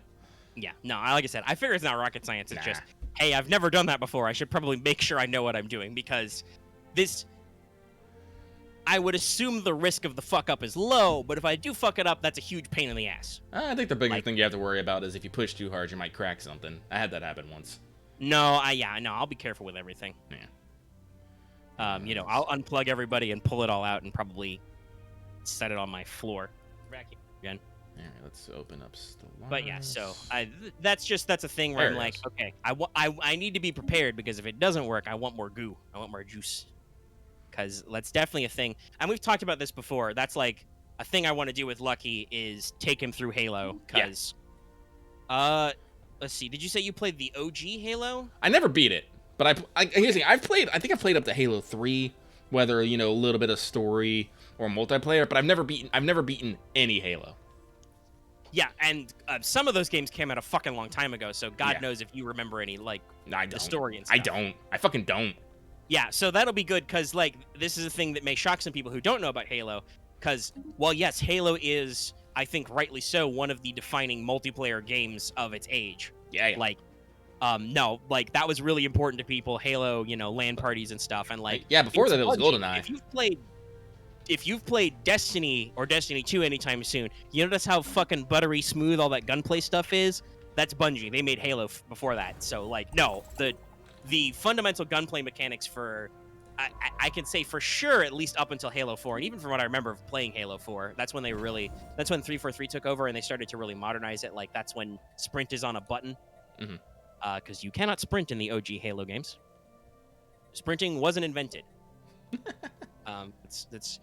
That's like, I know some people are yelling about the prospect of sprint in Halo Infinite, and I'm like, listen, you couldn't sprint in the OG, and that was not a good idea. Like, that's why they gave you warthogs and shit, was because they needed you to get around these big fuck-off maps in a reasonable time frame.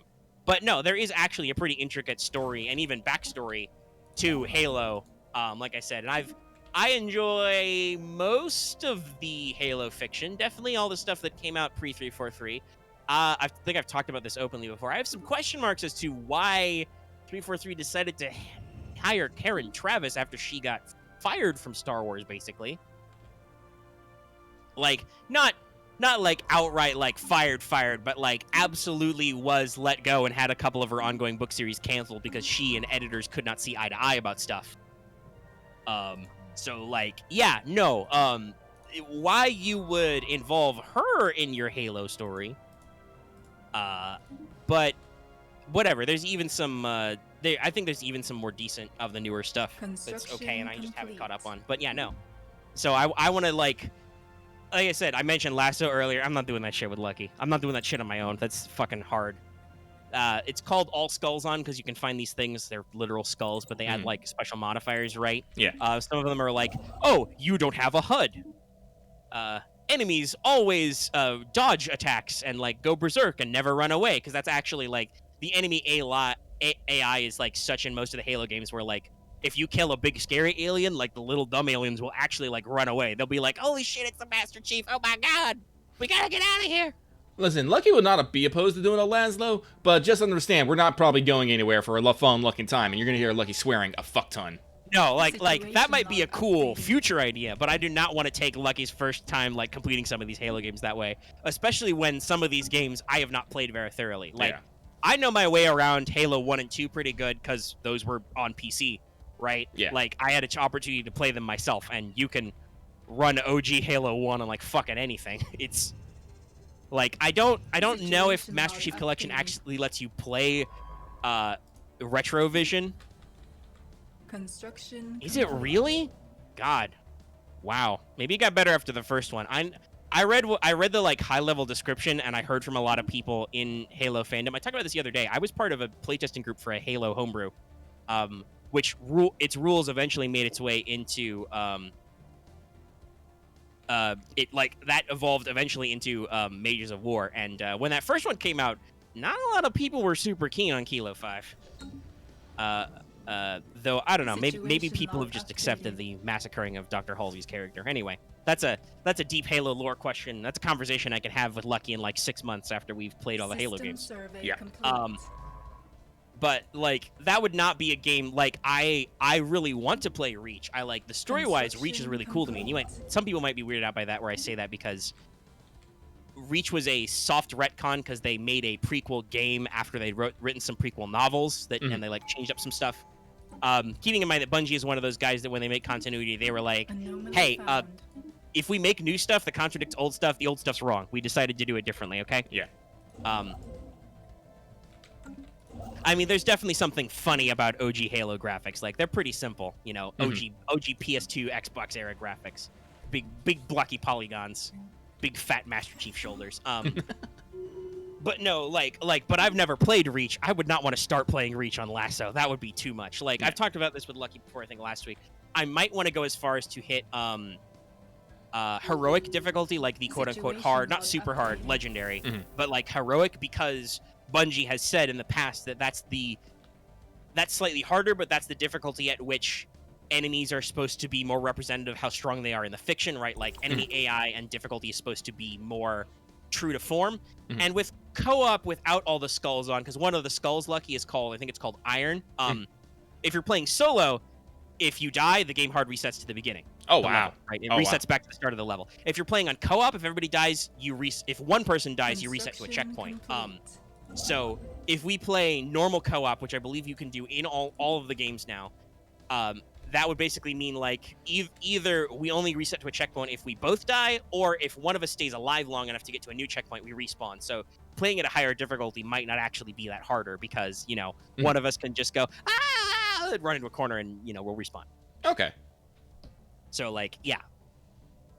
Well, that's a debate for future me. But like I said, lasso is a cool concept. I don't want to do it right out the gate. Yeah. But there's a lot of interesting stuff, and I think Master Chief Collection is currently Halo 1, 2, 3, so all the original trilogy, Reach, 4, and also ODST. Oh, ODST, huh?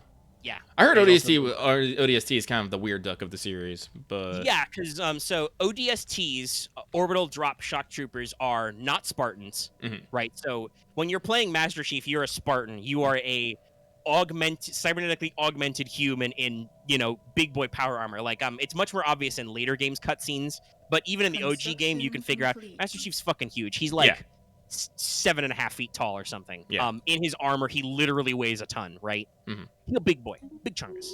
Big chungus. ODSTs are normal humans. You don't have shields, which are one of the like defining Halo things, is you have regenerating shields. There is, I believe, a stamina system where you can like resist a little bit of damage before your health starts taking damage, but you generally don't have inherent shields in your armor.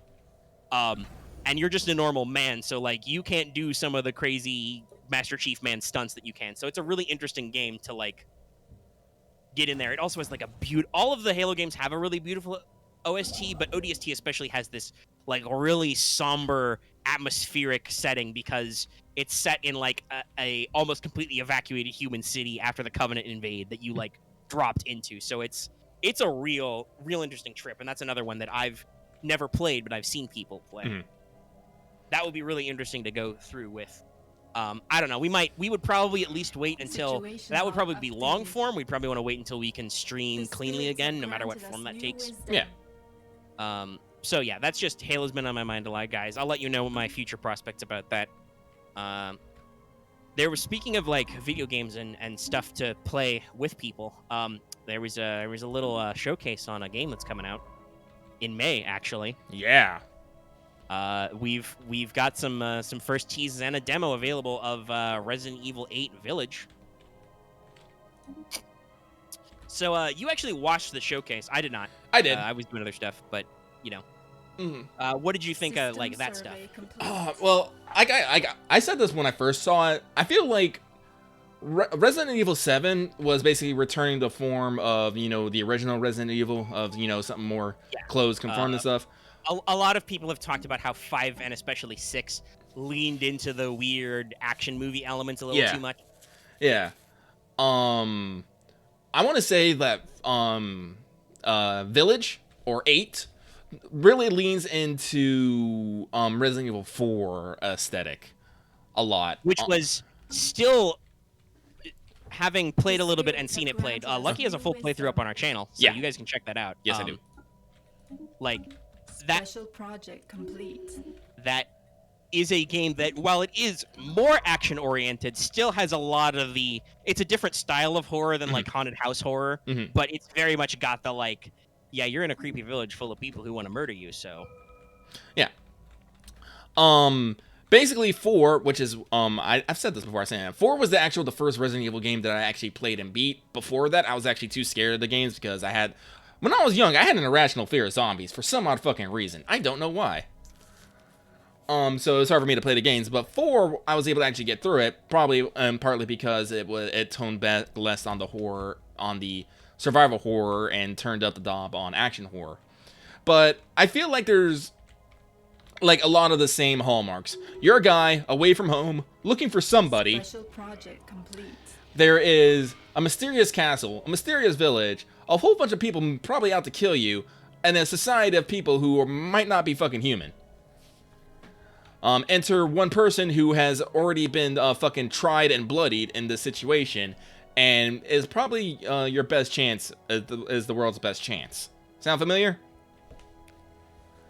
Yeah, because that's another reason why people are making that similarity between like 4 is because that's the other thing is they've confirmed in Village it's Ethan again. Yes. I knew they confirmed this like last year, but yeah. So you were playing the protagonist of 7, Biohazard, back again to get in there and do the thing again. Mm-hmm. And I believe this time you're looking for your kid. Yep. Hopefully your real kid. System No survey weirdness complete. there, but There might be who the weirdness. fuck knows with Resident Evil? Yeah. I don't necessarily want to go out of my way to like spoil 7 for anybody. I don't think. Like, have you played 7 at all? No, like again, it's one of those things that we said we're gonna play on the channel that we don't want to fucking do alone. No, Construction yeah, complete. no. And here's the thing: I have watched multiple people play through 7, so I've never played it myself. But it would, like, I would not want to solo play 7 because the experience would be different because I know what the fuck is gonna happen. Like, I think I still remember the basic A to B's and stuff. Like I said, I've watched like I said, because I do like Resident Evil games. Like, after I was able to get it to 4, I actually became much more appreciative of the survival horror and the action horror genre. That's why I like Dead Space. That's why I like playing Dead Space, Fear, all that stuff. I started playing Resident Evil 6, but after I got done with Leon's chapter, I was like, what in the fuck am I playing right now? Yeah. And That's what a lot of people say. I mean, there's a reason why there is a big gap between 6 and 7, and why 7 is like such a flip. Like, 7 is absolutely way back to basics. You are a dude who has no idea what the fuck he is doing in a spooky haunted house full of Anomaly quote found. unquote zombies. Like, that at least is something that is internally consistent with Resident Evil. It has almost always been about the bioweapon aspect. yes. Like, from what we see from like the trailers and some of the stuff from the demo, actually that's a good question. Is the demo PS5 Construction only? complete. Yes. Okay. I may actually then download it and like play it and capture it for the channel because it's only like 15 or 20 minutes. Yeah, it's called So maybe. I may actually record it because I am the one who can do that right now. Unfortunately, Lucky is still fucked by scalpers. They're Yes. still out there, still being Construction animals. complete. So I may actually record it because it's short, but I have watched somebody do that too as well. So like, there's definitely seems to be a vampire System leaning to this, survey but also it's complete. Resident Evil, so I'm gonna be like, okay, how did Umbrella Corp make vampires this time, right? Like, I know the rules. I know how this works. Construction complete. Like, honestly, that would be like fucking the Construction Scooby-Doo movie complete. level twist, right? Yeah. Where like this would be the Resident Evil where no, it's actually supernatural. Fuck you. It probably won't be, because the series is still called Biohazard in Japan. But like, yeah, like there's definitely gonna be some other shenanigans explanation. Yeah. Like I said, like I don't know, like Penguin, I don't know exactly what you mean by help, because like I said, I've already decided, like I know I am not giving in to a fucking scalper and paying the extra. Like I refuse. No, he's gonna buy it at MSRP. He may pay some tax on it. Yeah, but because like I said, I keep my eye out. Oh yeah, if you notify me of drops, I would super appreciate that. Yeah, no, that may be one of the few times it is safe to ping Lucky. Or Yes, DM him. I will declare right now, if you know of a place that is selling PS5s, you have my permission to fucking ping me. Let him know. Like that was the thing.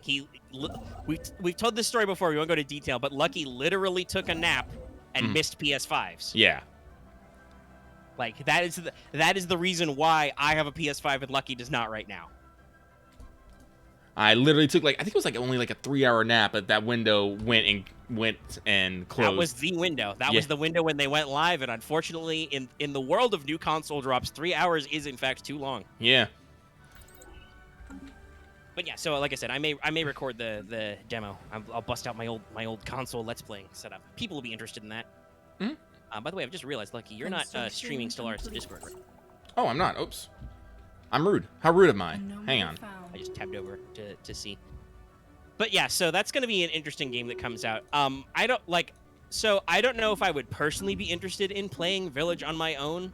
Like, I've always wanted to maybe get a little into Resident Evil, but I've never found the time to actually get it. I think 7 is on the PS. Well, here's something iconic PlayStation collection.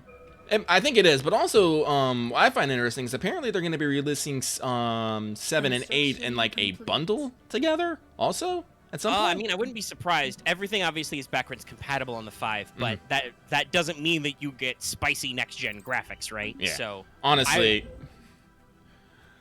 Also, there's another thing. Have they done a Game of the Year version of 7 yet? Because 7 has a lot of DLC. Like, I don't want to say they milked 7, but 7 was a big... Okay, they have done a bundle. Okay, that's good. Because, like, I don't want to say that they, like, milked 7, but 7 was a, like, really, really big release for Capcom and Resident Evil, right? So, yes, they added a lot to that.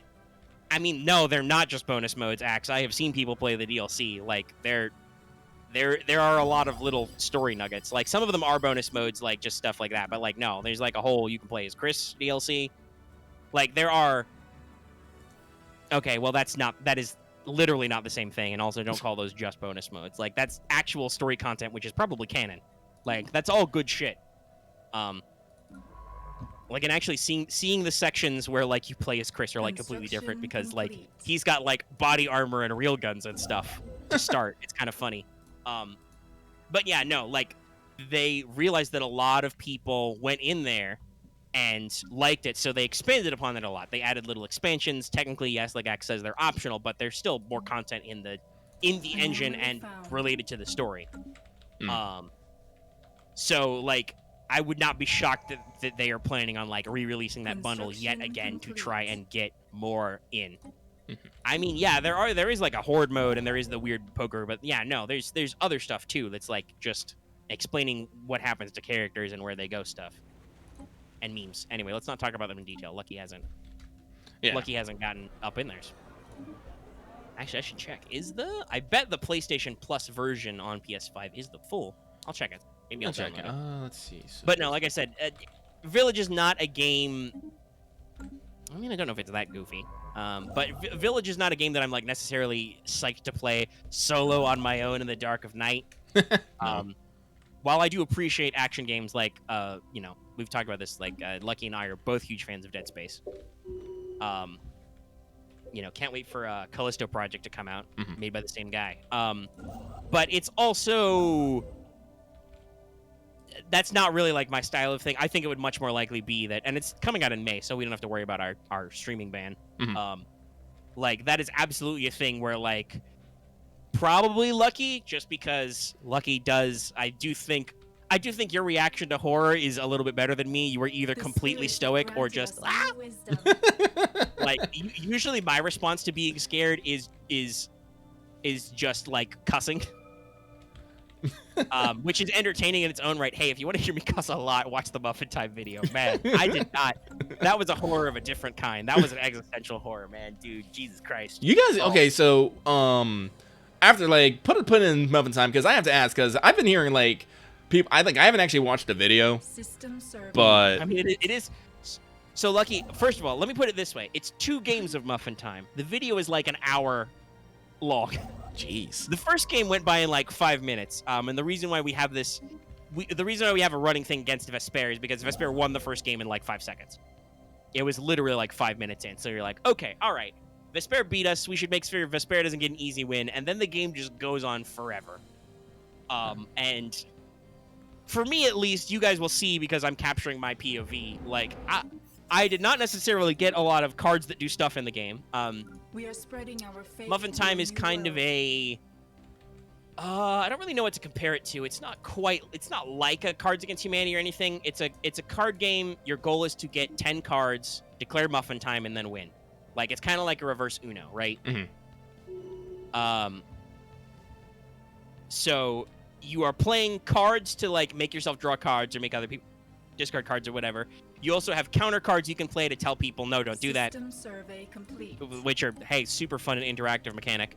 And then you have trap cards, which you play in front of you, and you can activate your trap card, because these guys also probably played Yu-Gi-Oh! At some point and bought into that trap card meme. Anyway, so, yeah, I have a very super interactive gameplay for like an hour where I just have no cards that are worth playing, or everybody always makes me discard my one card that is worth something, and I just break down over time, and nobody, I think, has a lot of Construction fun. Like, we don't ever get to the point where we're not having some kind of enjoyment in the situation, right? Otherwise, we would have just quit, and there would be no video. But it's definitely not actively fun for all of us at the same time. But hopefully, it's entertaining to people, and I did notice it get a decent number of views. And well, a couple of responsible parties commented. But no, it was an interesting process, but also one that I will probably never take again. I've literally uninstalled the mod. Construction Lucky, complete. there's a card that's Anomaly literally found. called the Pointless card, or the Pointless button. It says it's an action card. It says this card does nothing, and I'm just like, why? I For the drew it 2 memes. games in a row. It's for the And I'm just jokes. Fuck. Shit. Yeah, no, and obviously the game is not meant to be taken seriously, but it's definitely got one of those things where it's like, wow, we're the muffin game, we're going crazy, we're memes. To be fair, any game that has a win objective will be taken seriously at some level. Yes, no, that is how humans work. So Yeah. it's a little bit like, it's just like, okay, spirits I have know you're granted us aiming new for like wisdom. happy, fun go times, but also I mean, it was basically, I'm pretty sure it was basically my progression group. So this is my Yu-Gi-Oh team. I play a competitive card game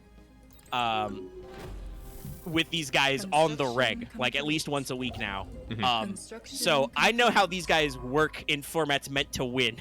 This is the same thing. So it just quickly got to a point where it was just like, and there's a lot of cards which like steal cards or force other people to play cards. So it's definitely that kind of thing where even if you weren't gonna play that card that's really annoying, eventually that card that's really annoying gets played. So it was just a clusterfuck. Construction complete.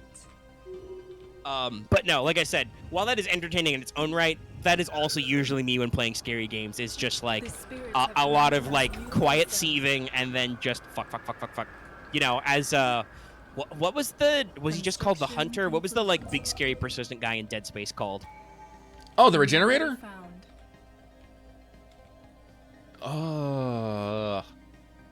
At Necromorph, the Regenerator, right? Yeah, Yeah. he was called something special. Like that's my response when when that guy like dog piles out of an event and you got to run away from him. All it's just is me just going fuck.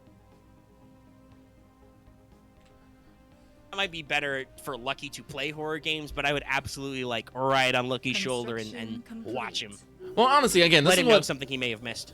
Honestly, this is again what I want to. We got to play test the remote play and share feature on PS5s. Little if I was my audio was cutting out. Yeah, because again, because the thing that bugs me most about, because I said, our Eternal Lament, we are not consolidated, but I would want Omega to be able to see the same things I'm seeing at the same time, so he can give me live, like the actual reaction, not having delay through like computers or stuff. Because that's the problem right now. I could, like I said, I probably could get Resident Evil 7 on my computer and probably run it.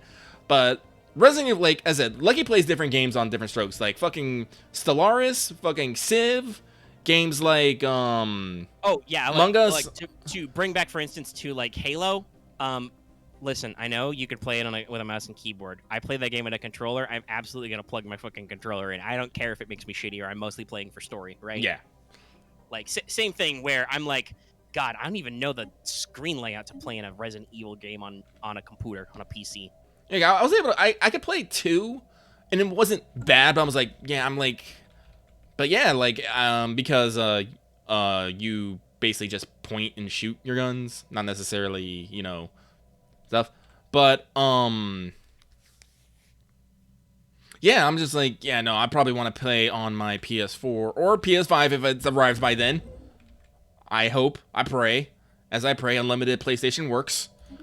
Well, and I mean, if you get the 5, that will make the 7 part really easy because it's in that PS Plus bundle. Yeah, it is. Like, hell, we could beta test this feature by me going and downloading it on my end, right? Yeah. Like, we could see how easily this works, and we will probably do that sometime when we've got some free time. Free time is something we're not always made of. No. But speaking about Village, it gives me a lot of RE4 vibes. I'm super excited about that. They even brought back the attaché case, which was great. I fucking love the attaché case in 4 because you would upgrade it, you stick more stuff in it, you carry a lot of guns. There's a fat merchant now, it Yep. seems like. Yeah, looks like. Apparently, it seems like he might be more a story-related character than the arms dealer in 4. The arms dealer in 4 was just there. Just to Well, talk. and I mean, that also makes sense. Like, that guy was really The weird faithful considering have the setting of claimed 4, a that new there's just a world. weird hooded guy who's like, "What are you buying?" But I will ever forever love him for it. Like, what are you buying? What are you selling? Over here, stranger. That voice is just like, ah, God. I'll Eh. buy it at a high price. Not enough cash. Listen, Memes. in my darkest moments, that man just made me chuckle. Yeah, no. So that makes sense that they're maybe going to integrate him in the story. And obviously, we've known this since the last trailer they released. There is also tall vampire mommy. Mm-hmm. Everybody's really all about her. Even Capcom noticed this. They're like, man, people are really thirsty for her. Yeah, there was immediately a tweet from @ResidentEvil, which was an ASCII thought bubble, which was tall vampire lady. Like, because just people were thinking about her. And it does seem like from what I've seen from the trailers and demos, it does definitely seem like there is a little bit of focus on some of these big enemies are going to be the vampire ladies. Yeah. Like, it definitely feels like we're getting kind of a Carmilla, Legends of Elizabeth Bathory, OG Dracula type vibe, System right? Yeah. Like, survey we're complete. going back to some gothic horror basics here, which is very interesting. Mm-hmm. Yeah, no, but like I said, like, apparently, like, tall, Construction complete. tall lady's not the only one. There's, like, other ones that are covered in, like, blood and insects. Sometimes those insects might get inside you and pop out of you.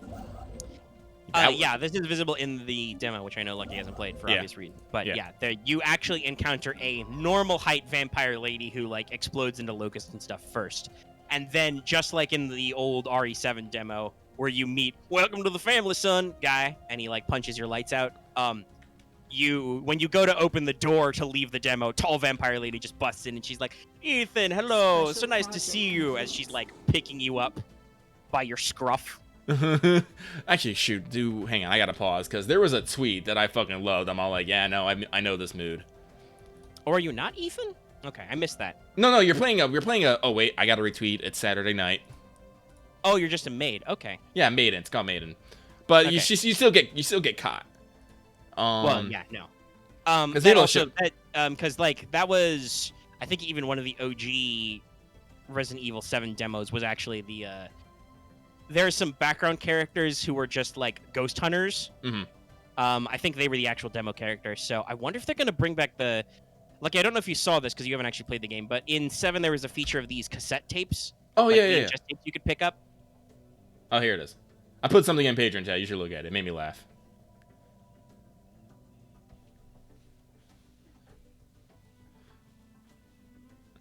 It's pretty funny.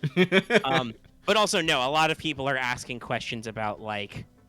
Oh, it's called found footage. I should actually maybe play found footage at some point. That's right. That's what it was called. But yeah, no, they have this they have that system in 7 where you can basically live through other characters' POV and a little playable and get some clues. So I wonder if that'll show up in like Ethan will actually find the maid's videotape or something. Mm-hmm.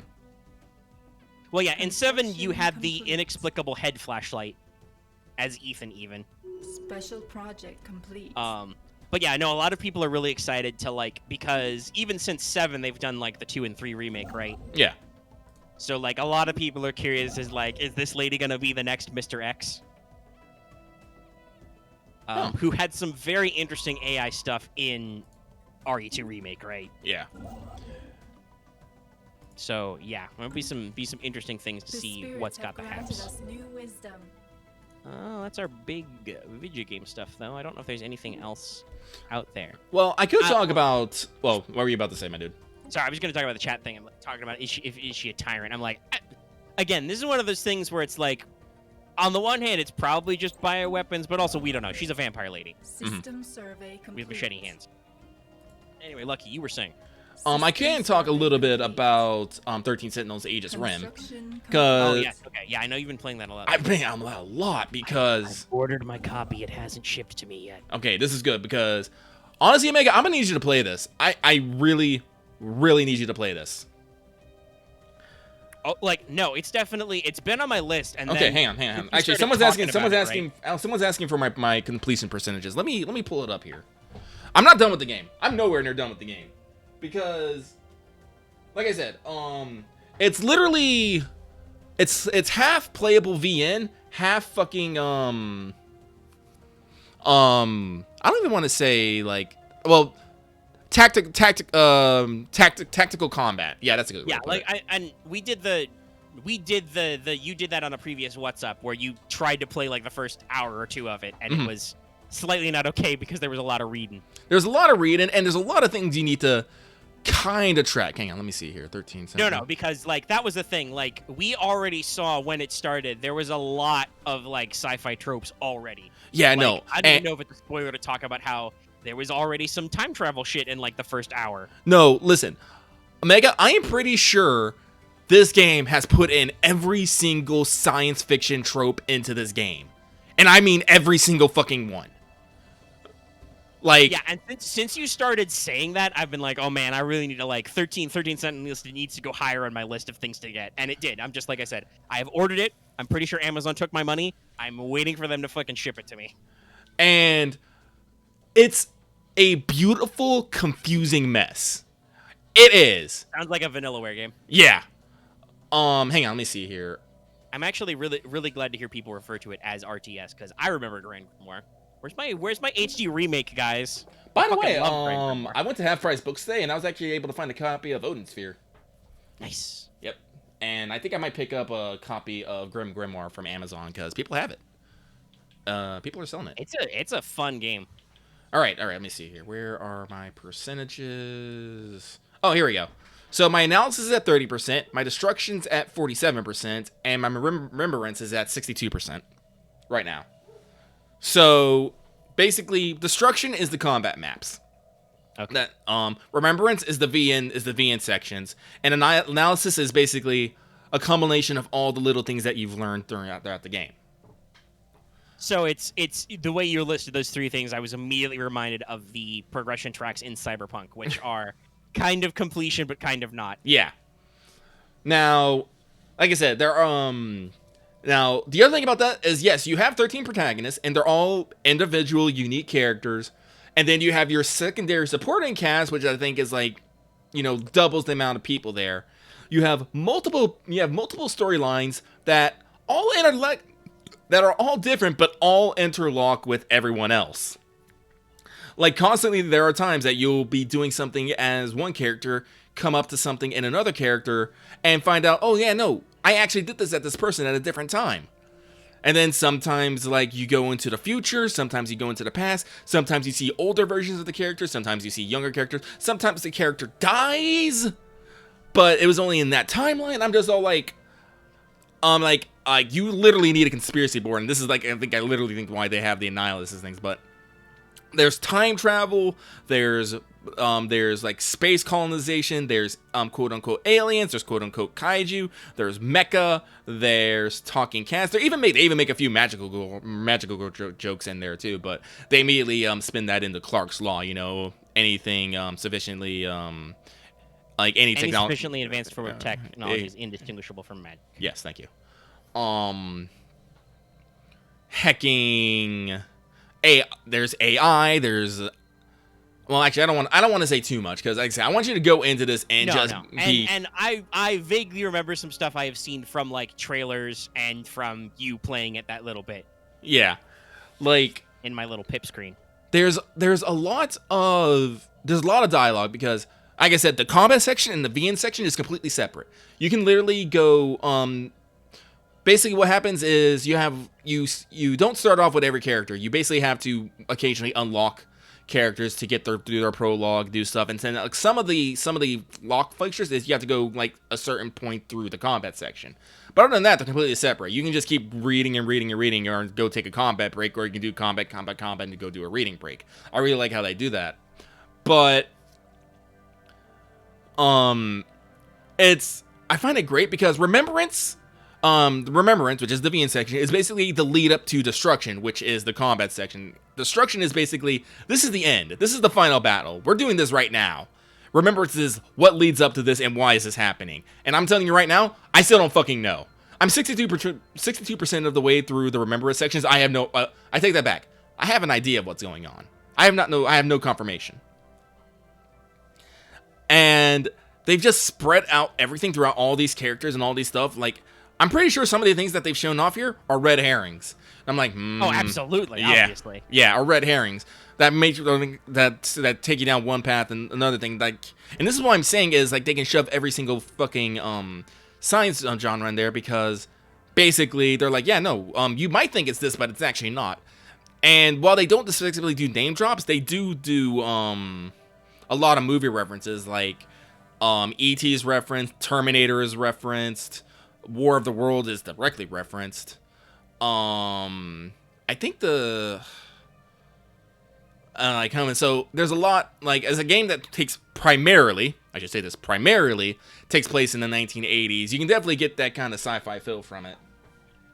It's like, man, like, again, I like once you've actually sat down, played it, and got through most of it, I'd love to sit down and talk about it. But like I'm like, no, Omega, you need. Yeah, no, okay, I got you. I'm like I said, it's queued up. My order's out there. Let me go check if Amazon has told me they've shipped it yet. Probably not. Yeah, but I have got it ordered. Like I said, like I think it was at the start of this week you were really starting to go like, man, this game, guys, like this shit, and I'm like, okay, all right, that's going up on my list. Like I said, like, lucky to be the first to admit, I'm not that great at like high level concepts and thinking. Like, I think this was actually really pointed out. One day in our Discord, people were talking about girls next door tropes and stuff, and I was contributing to the conversation and how Lucky does. But Omega can bust in and actually drop down like specific terms and methods. I can only give like the vaguest general descriptions of them. Me and Omega are talking about the exact same thing, but he actually knows the word for it, and I don't. And that usually I am a huge nerd. That is correct. So when it comes to explaining anything, I have to actually like usually if Omega starts talking, it's like, oh wait, no, Omega's got it, we good now, and I can just give snide commentary on the side. Mm-hmm. But and I mean, there's sometimes where the language is plain enough where I think it was, I don't remember what it was about, but like we were in the middle of that Star Wars powwow we talked about, right? Mm-hmm. And then like literally partway through, I'm like, oh, that was literally what I was typing. Yeah. Again, like I said, no, like, despite how I act, I do not necessarily think that I am dumber than Omega, but my vocabulary is definitely not developed, and I do not necessarily have as much in the way of vocabulary and definitions of things. Like, I got that fancy college education. Yeah, no, but also no, actually, literally, that was part of my like homeschooling curriculum and stuff, and prepping for like standardized testing and going on to college and stuff. Was I am that nerd. I listened to all those like SAT words and vocab like cassette tapes and shit as a kid. So no, my part of that is just audiobooks in general. I think expands your vocabulary a lot. Oh yeah. But also I went out of my way or was given literal vocab building exercises to do. So yeah, my nerd vocabulary is very advanced. Mm. Construction and complete. I try not to be like confusing about it sometimes, but there's definitely moments where like that conversation in anime and manga, I'm just kind of casually watching it go by, and then somebody says something, and I'm like, that gets me thinking about stuff where it's like, okay, we can jump in and have a discussion point, because that was like, this was basically a long-form conversation between several people about trying to like define character tropes and archetypes, and even some character like plots. So it was like, so when people are sometimes having a rough time in a discussion, if you can jump in and like ask clarifying questions, that can really get the conversation flowing. Mm-hmm. But to get some of these clarifications, you need to build your vocabulary a little bit sometimes, right? That's why language is important. Yes. So there are times when conversations where I like, especially if we're talking about narrative stuff, because again, huge nerd, love that stuff. That's like, I want to slide in and be like, okay, so we're talking about the childhood friend trope. Now, do we mean that as like a literal character, the childhood friend, which was kind of how this started, but also talking about like, but what does that mean? Because anime does a lot of different stuff, not to go on too much of a tangent there. And who knows, maybe now that Lucky's playing Stellaris, he can just let his boatsman go and... I can turn it down to a slow speed and actually pull up my list. But, like, anime does a lot of different things with the quote-unquote childhood friend, right? And you were in the middle of this conversation talking about, like, well, the childhood friend's not guaranteed to win a harem bowl, right? Yeah.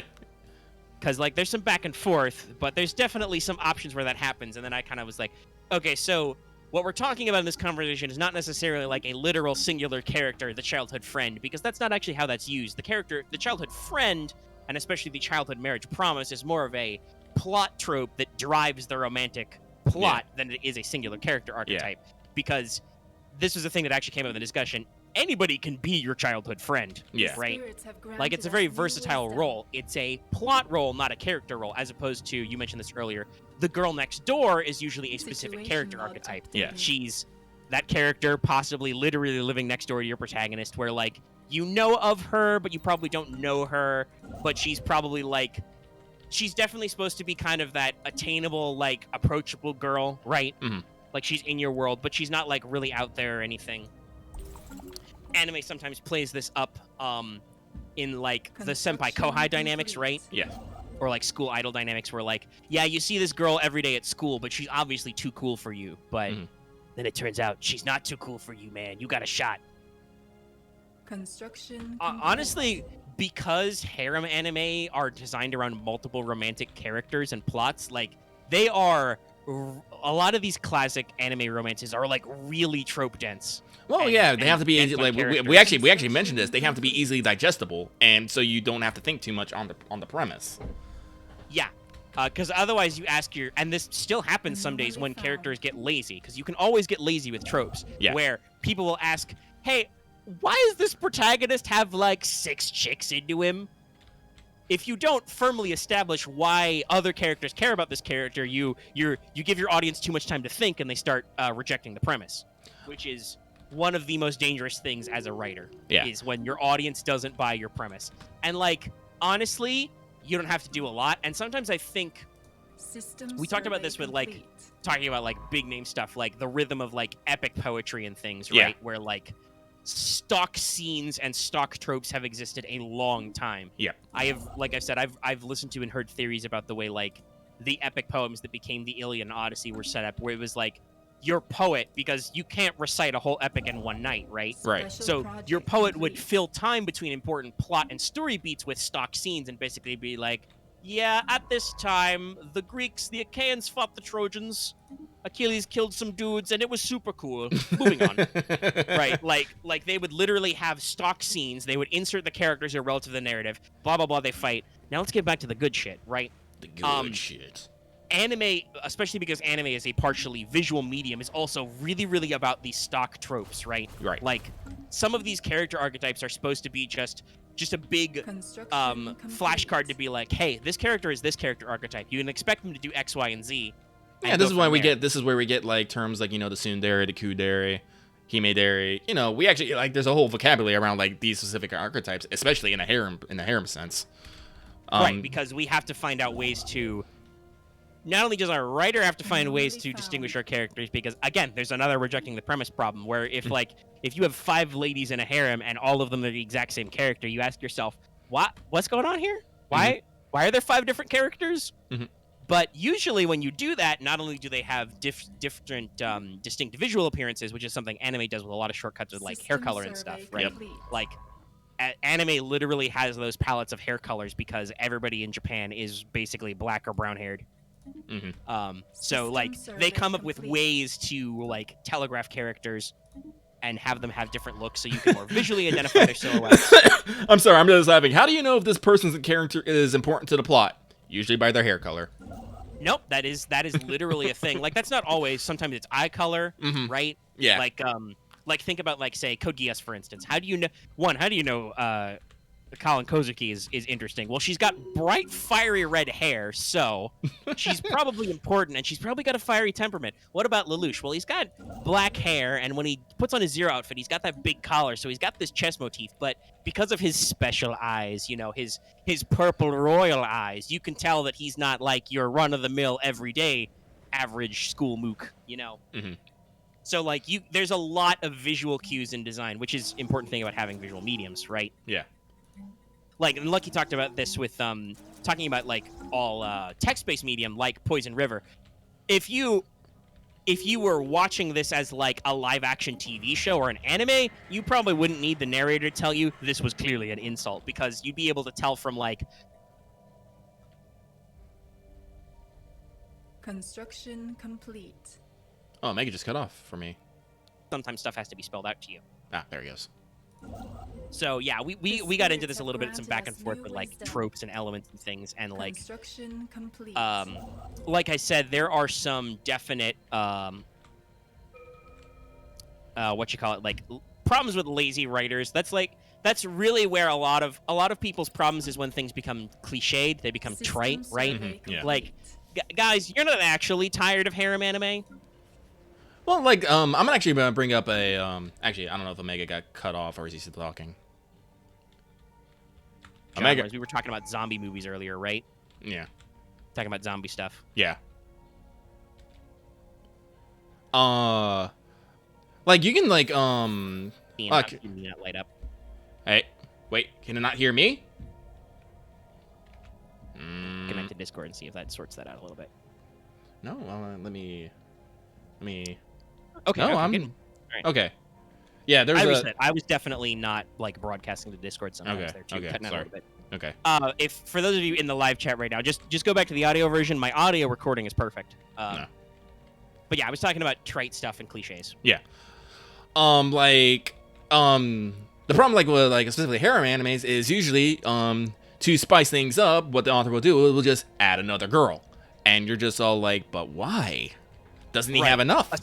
Especially if, like, say it's not even, like, a proper harem, but it's, like, a love triangle anime, yeah. right? Or a love triangle manga. Like, that's a very classic angle. Which girl will you pick? Well, you can add a third girl. You can spice that up. But depending on what your premise was, that might not make any goddamn sense, like Lucky said. Mm-hmm. There is also, like I said, that problem. If your main character's not interesting enough, like, this is where, like, the childhood marriage promise thing comes in, right? Yeah. Like, that gives you pre-established stakes and explains why this is a thing. They were kids, promised to marry her when he grew up, they forget each other, or they move away, they move back, and then it turns into a whole thing of, like, is he gonna honor his, word, or, like, is there still something there?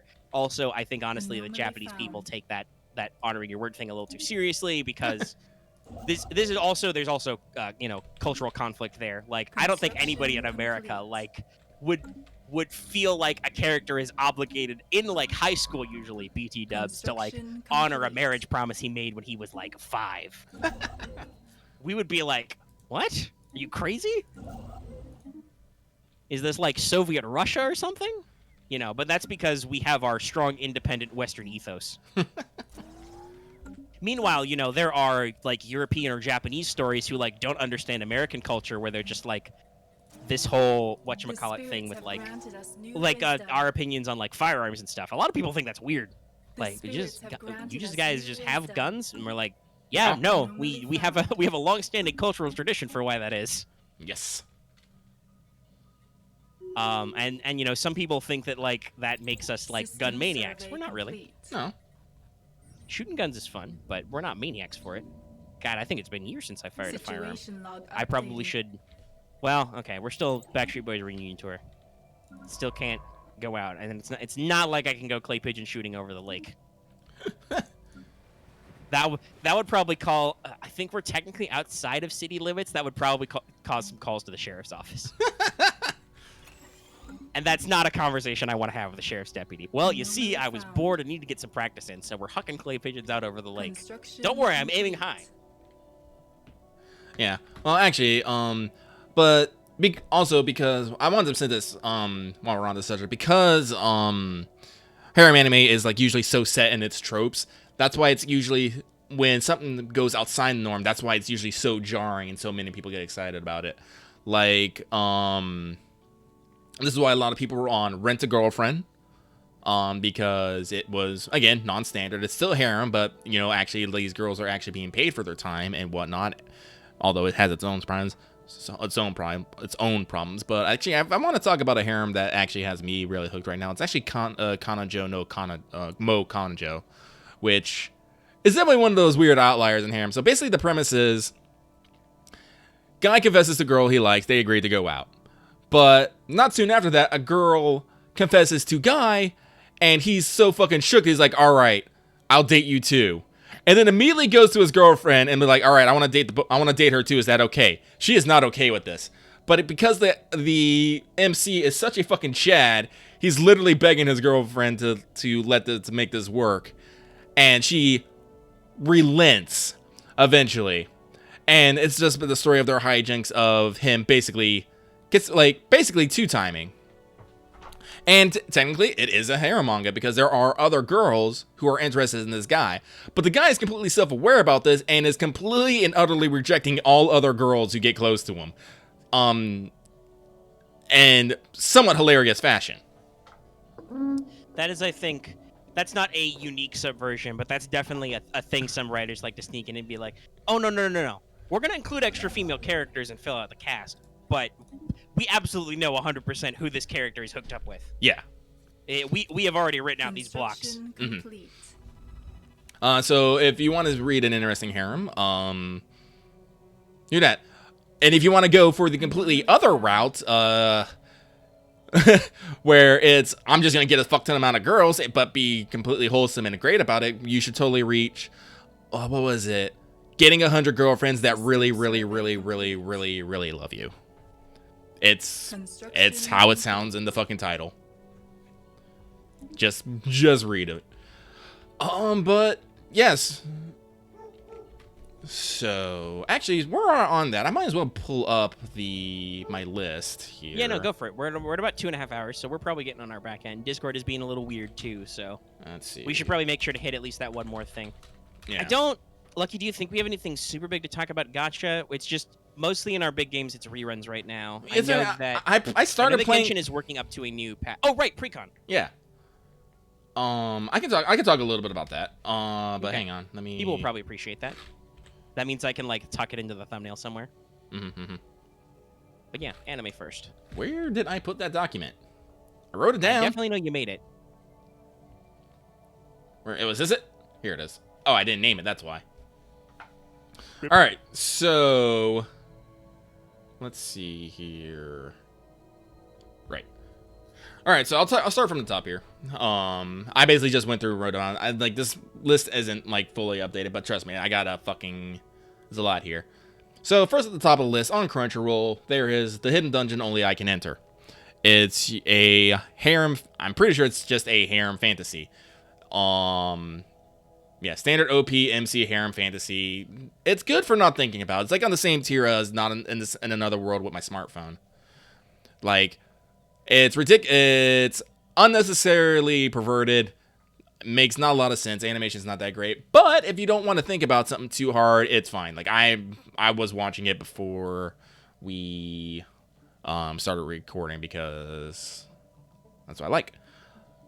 Like I said, don't expect this one to win any awards. Expect some people to be all like, oh my god, titties, why? Also, next up, So I'm a Spider, So What? It's a isekai about a girl who gets killed in her classroom and gets turned into a spider. It's dark, but comedic. The antics as the girl as a spider, who's usually just talking to herself because she's all fucking alone, is pretty hilarious, but you definitely get the undertones that there's something little dark there. The anime is interesting is that they're actually putting a bit more focus on the other classroom characters, actually giving them full scenes as well. In the original light novel, they would usually have little interlude chapters for them where they talk a little bit about them, but the main focus would be on the spider girl. Like I said, it's usually a combination of 2D and 3D animation, and the 3D animation is a little bit jarring, but it doesn't necessarily fully detract from it. It's alright. It's okay. It's fine. Yeah, that's definitely just a period concern. That's the thing that not every anime studio has the techniques. Oh man, trust me, I got one later that I gotta tell you about. That I want you to watch just so you can see how bad it is. But we're not there yet. We're not there yet. That's definitely a thing still, though, right? Where like some studios have not perfected their blending technology. Yeah. That's not really a hard hit against them though, because that 3D the thing to 3D rendering is Devil's Leader knows what I'm talking about. the 3D rendering is a thing that requires just pure throughput, right? Yeah. Like, you just need to buy some fucking computers and string them together, and that's not always easy for everybody. All right, but next by up... the way, I want to briefly interrupt Lucky to report I have found a sick new reaction image. Oh. What is that? Is that just a skeleton getting bonked? Yeah, here, let me pull up the image it's from in small form, but it's taken from this, which is a cover to, I'm gonna guess it's probably another specialty game that Warhammer's coming out with. It's called Warhammer Quest Cursed City, but yeah, it is absolutely just a skeleton getting the bonks, and I'm just like, perfect. This is pretty good. So next one on my list is Heaven's Design Team. So this one's definitely aimed for younger audiences. It's basically a show about animal facts. Basic story is God has created Earth, but making animals is a pain, so he has outsourced them to a design team. These design teams basically sit down and talk about like how animals will work and what makes them work and how some of them can't work. Like on a recent episode, on episode 2, they actually started talking about why technically unicorns wouldn't work is because they would suffer from osteoporosis, because they wouldn't be able to get enough nutrition able to offset this, and how creatures like elks and stuff do actually suffer from osteoporosis, but because of their unique digestive system, they're able to get the additional calcium for their antlers. And I said, the show's just full of stuff like this. It doesn't have Junichi Soabe giving you cool animal facts, but it's informative and entertaining. That's cool. I'm still waiting for season 2 of Killing Bites, though. Yeah, you are. I'm gonna have to start like a new mini review podcast, or at least write down my old Killing Bites monologues again, just for the effect if that happens. If you guys don't remember my Killing Bites like recap / monologues, do actually go back and dig up Anime Power Hour, because I had a decent amount to say every week that I made sure to write down, because God, Killing Bites, guys. Anyway, Lucky, continue. Yeah, so it's basically just a show. It's just a show aimed at younger ancestors to teach about animals and give fun facts, and it's quite colorful. Like I said, it's definitely something to watch, when you're chilling, maybe a little bored, because you might learn something new. Like I said, I did. Next on the list, Laid Back Camp, second verse, same as the verse. Comfy, cute girls doing cute things about camping. Did I mention it's comfy? Also, get neat facts about camping in Japan's topography. Like, I love the first season, I love the mini-series they have, and I love this season. A lot of, the original author did a lot of research and actually into camping in Japanese locations, and a lot of the locations that you see are actual real-life locations. And if you notice, sometimes... topography. And sometimes, animators will just directly lift, places out from real life, and it's like, boom, it is here now. So it's great. Yes. Model drawing. Mm-hmm. Very important in art. Yes. So next up is Bungo Stray Dogs 1, which basically just translates to Woof. It's a spin-off comedy on the Bungo Stray Dogs series. It's comedy shorts. It amuses me though. It does one of those things I always like in a manga when an anime when the series is sometimes a little too serious. Sometimes they'll just make... This is definitely like a really common anime production trope to be like, hey, we've got a really serious and dark series sometimes. What if we made a funny comedy sketch? And it works. I fucking love it. It worked with Fate. It worked with Strike Witches, which I'm about to get here in a second. Why not? So again, it's short, it's cute, it makes me giggle, and I don't have to think about it. The next watch is World Witches Takeoff, which is the second season of the low-budget comedy spin-off to the Strike Witches series. This features the cast from both Strike Witches and Brave Witches, which is the second season. Again, I haven't actually caught up on the Strike Witches series because I haven't watched all the movies and the side stuff so I can get the full story. But the great thing about the comedy spin-off is you don't need to know that shit. You really don't. You can just go here, look at stupid jokes, and laugh. It's great. I fucking love this series so much. Honestly, when I'm having a bad day, I literally... This is the series I watch. They're 15-minute episodes, 12 episodes. I can kill in a few hours. I feel better about my life. So I'm super excited about this one. Again, I mentioned the animation is almost the absolute minimum. Literally, it's... I do believe also, isn't it inspired by a 4 Coma series as well? It might be. I don't know. It could be.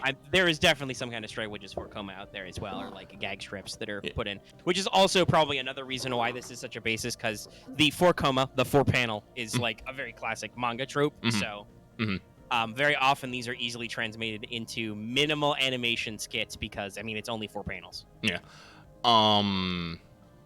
But yeah, like character archetypes and shorthand, I can easily imagine how like you don't need to know everything about Strike Witches, because while Strike Witches is a funny setting where all the characters are cute girl versions of real life pilots from like World War II for the most part. As like character tropes, you don't need to know shit about that. Like, there's a lot of fun character relationships, but you can easily be like, ah yes, Mia Fuji is the protagonist. She's also probably very gay, maybe. No, The actual story swings back and forth on that. The jokes do not. No.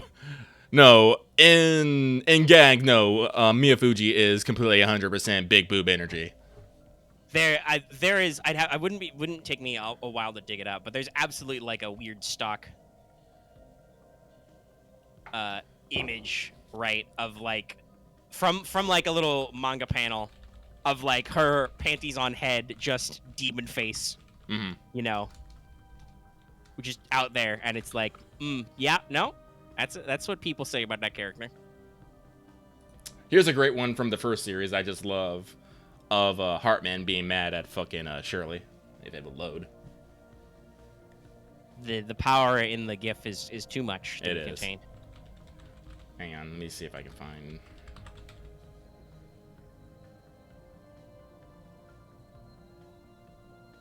Like there's a lot of goofo stuff in there.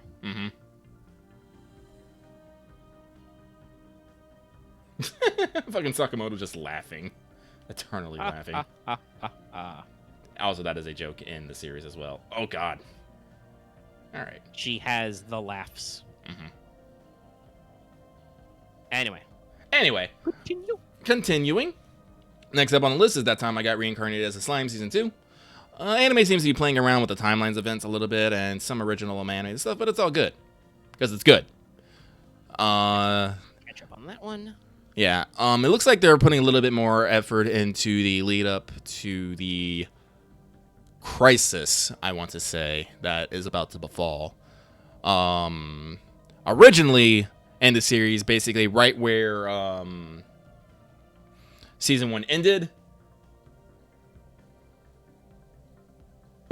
Wow. Loth is having a bad day. Basically where the first season off, it should have led into the Rimuru going back to Tempest and having to deal with some shit. But apparently they're like, all right, before he actually does that, though, we're going to take care of some other plot points. Yay, plot points. Again, animation's the same. It's good. I love the ending. It gives me feels. But not much more to say on that. Yeah, it's definitely one I need to just catch up. I like that first series, but after the Lucky's done talking about anime, I'll probably talk about TV a little bit because I've been catching up on some Netflix stuff, which is also why I haven't been like when we were talking about video games earlier. I was going to mention like I've wanted to play Scott Pilgrim on my own. I just haven't had time because it's really hard to mainline a beat 'em up on your PS5 and also watch TV. So yeah, no. I've had to split my attention a little bit. But let me pull my list up again. But so next on the list is Azure Lane Slow Ahead. This is the adaptation of the official 4 because AL devs are like, we can do anime better, and so far it seems like they can. See, they only have a couple episodes out, but like I said, the animation ain't the best is its best, but it's good. It gets across. Prince Wigan is best, hiding fucking chocolates in her boobs. But basically, the story is it basically follows the starter ships living on campus, doing stuff. Expect to see a lot of fan service. The 4 was, I almost want to say, infamous for this. It's all like Infamous sounds about right. I mean, to be fair, it's Azure Lane. Yeah, it knows what it's about. Yeah. So expect to see a lot of plump thighs and ample bosoms. Let's see. Next, also from a gacha game, or one that's coming out. I think it comes out next month. Also from COI Games, because those guys do not stop making new gacha games ever. Let's see, how many do they have under their belt? They have Grand Blue Fantasy. They have Shadowverse. They have Uma Musume. They have Princess Connect. I feel like there's one more that I'm forgetting. Oh, Rage of Bahamut. I think that's another one of theirs. Yeah. Are they also yeah, that's right. They are the Rage of Bahamut guys. Yeah. But Uma Musume Season 2 is coming. The anime that they had made with unlimited budget works. It was good. I liked it. No, animation was good. I mean, the story was kind of but it looked good at least. Yeah. But also, it was an adaptation of a gacha game story that I don't know if it made any sense in the first place. So, yeah. But as I said, again, we're going the route of second verse, same as a verse. This time we seem to be following the story of Tokai Teo, who was a character in the first, who has a very, very powerful first episode, and seems to be going from there. Actually, so I found this out, actually. So I did know that all the characters in Uma Musume are actually based off of real-life racehorses. But I actually did additional research, and I actually found out that Uma Musume seems to be actually replicating some of the history of these characters with each other. Tokai Keo, she really symbolizes, really looks up to, what was her name? Rudolphi? Well, that's because in real life, Teo was actually sired by Rudolph. So, Teo is actually looking up to her mom/dad there. It's kind of wild. Also, I don't want to spoil that for other people might watch it, but it's good. The animation's good. They throw in a little bit of CGI animation in there, but it's usually when they have a lot of girls running on the track. Mm-hmm. And usually when they get... I don't know if I ever got around to finishing the OG season of the Uma Musume series, but it was good. Yeah, it was good. It's like, as it's got sport anime vibes. Yeah, basically, which is interesting considering that it's a gacha game. But to show you how multifold that is, they made that flow pretty good. That you could make it about quote unquote horse racing, basically. Yeah, I do believe the actual game comes out this February. So actually, I don't know if they actually are going to do a simultaneous English release. They did that with Grand Blue. Well, not simultaneously, but they did actually have a full English patch that was done by the actual company. They didn't actually outsource it to anybody. So next up is Oh Suddenly Egyptian God. I don't know why they used Egyptian gods, but they did. It's a little short anime about Egyptian gods living their life doing little cute things. It's cute. I have a good question about the art style. Animal heads, Egyptian gods? Yes. Okay, that's probably why. Excuse for cute animal heads. It is just an excuse for cute animal heads and being cute. Like, there's no story, there's no premise. It's just episodic features of cute, chibi Egyptian gods being cute. Medjed's my favorite. He shoots beams, floats around. The Japanese fucking love Medjed, which is so weird because Medjed. This is actually related in Persona 5. The thing about the Medjed is that they are such a nothing-like character. They're like weird little ghost figures that come with big old Thoth man, and like they're not really a big deal, but the Japanese got a hold of them and they're like, this is great. I love these. Because here's the thing. If you've ever seen the Medjed in FGO, they are the actual, like if I go on Google right now and type Medjed, will I find the actual, like, OG art? I think I will. I got a Wikipedia. Let me actually pull up one of the vignettes of Medjed for the people at home. This is on a papyrus sheet. No, Medjed is literally a sheet ghost. Like that's what they are. So maybe that's why, because they're so like dorky. But yeah.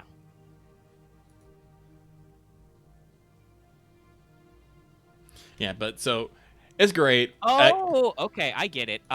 It's literally a meme. Apparently, one of the papyri that have Medjed on it was taken to an exhibition in Tokyo, the Mori Art Museum to be specific, and it got on Japanese social media. Ah. So it's literally a meme. Makes sense. Neat. Right. So, next up is X-Arm. Now, I want to like X-Arm. I really do. I like the premise of it. It's, it's super science bullshit in the future. That's cool. Except that the anime, oh my god. So, a lot of the main characters are in 3D. Like 2000s 3D though. It's not even like, well, it's probably like we're cutting corners on cost thing, but it's not even like modern full cell shaded CG anime, because there are some productions that are fully like that are good. Like if anybody's ever watched Land of the Lustrous, like that has a look to it, but it's very it's like they have. It's like Monty Ohm. Do you remember watching any of the old Monty Ohm fucking? Yeah, no. R.I.P. Monty. R.I.P. Monty. It's like that, but worse. Well, yeah, that's the thing. Even if Monty's models were not always the best, I think anybody can say that even if they watched like Ruby today. That's not, those models aren't really high res, but Monty was a wizard with mocap and rigging. Yeah. So, actually, hang on. Let me see. Can I some old ass what was it, Dead Fantasy or hang on. What was the Halo one? I don't even remember. Haloid? Yeah, I think that was it. Haloid, the Halo Metro one. But he did good work, but no, you are absolutely correct. His model work was not great. Fuck. Pull up those old seasons of RVB he worked on, right? Like they're using like Halo 2 or 3 level graphics. They're a little dorky. All right, okay, here's a GIF. I actually found a GIF of him, of the talking animation. Oh my god. This is a bark. Yeah, no. Like if this is his actual talk cycle, holy shit, this looks like a meme. Like, oh my god, this is, audience, just look this up. No, like this is, you ever heard of lip flaps, guys? This is very literal. Like his talk rig is literally his chin moves down slightly and his mouth opens. It's really bad. Like his face does not move at all. Yeah, no. Like the models aren't necessarily bad, but like the 2 points is it's just lip flaps, and a lot of the characters' eyes are just way too open. So I'm just So what you're telling me is that they don't have good face capture. No. Sounds like. And here's the other problem. They put these 3D characters next to normal 2D characters. Ooh, no, never do that. That's bad. Everybody knows when that happens. That's awful. Yeah, so I'm just all like, no. Like, again, like I want to like it. Like I'm still watching the series because I want to get invested. I want to find out what happens. Just every time I'm just all like, why? This is so jarring. Is this perhaps based on a manga or something? Yes, it's read. Yes, it is. It's based off a manga. Okay, I might go read that, but I'm just like, I just want to see if this continues, or maybe like it'll magically get better. It's a train wreck. You do never know. That is always like, that's a little bit of the anime industry is there, especially because stuff is still live broadcast on TV, right? Like there is very often a push to like get it done and get it out right now, and then we can always polish it on the Blu-ray pass. I have seen so many like animation error off model shit. Like, what anime was it that had the perfectly round cabbage? I do not know. That's a very infamous shot of something. I don't know. That might have been like a Naruto outtake, or maybe something like maybe the Air Gear anime. There's one very infamous anime that like literally they had a cabbage. It was literally a round green ball, Lucky, right? In the broadcast version. Oh wow. And then in the actual like Blu-ray version, it was redrawn to actually look like a fucking cabbage. But like that is a thing that happens with anime still. Like some of these are so rushed to production that they like leave out these little details and first pass shit. So who knows? Maybe their animation will get better. Oh yeah, okay, yeah. Like look at like this is the quote unquote main protagonist here. Let me see if it pops.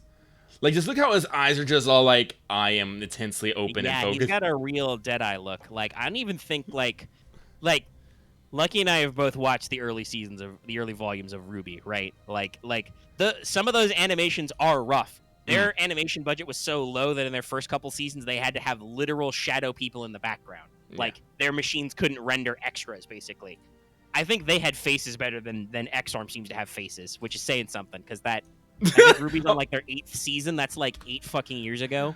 All right, so look at the girl on the side there. Look at those eyes. Look at her just long ass mouth.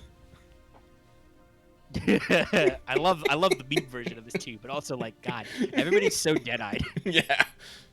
Nice boobs though. Nice but, boobs. Yeah, no.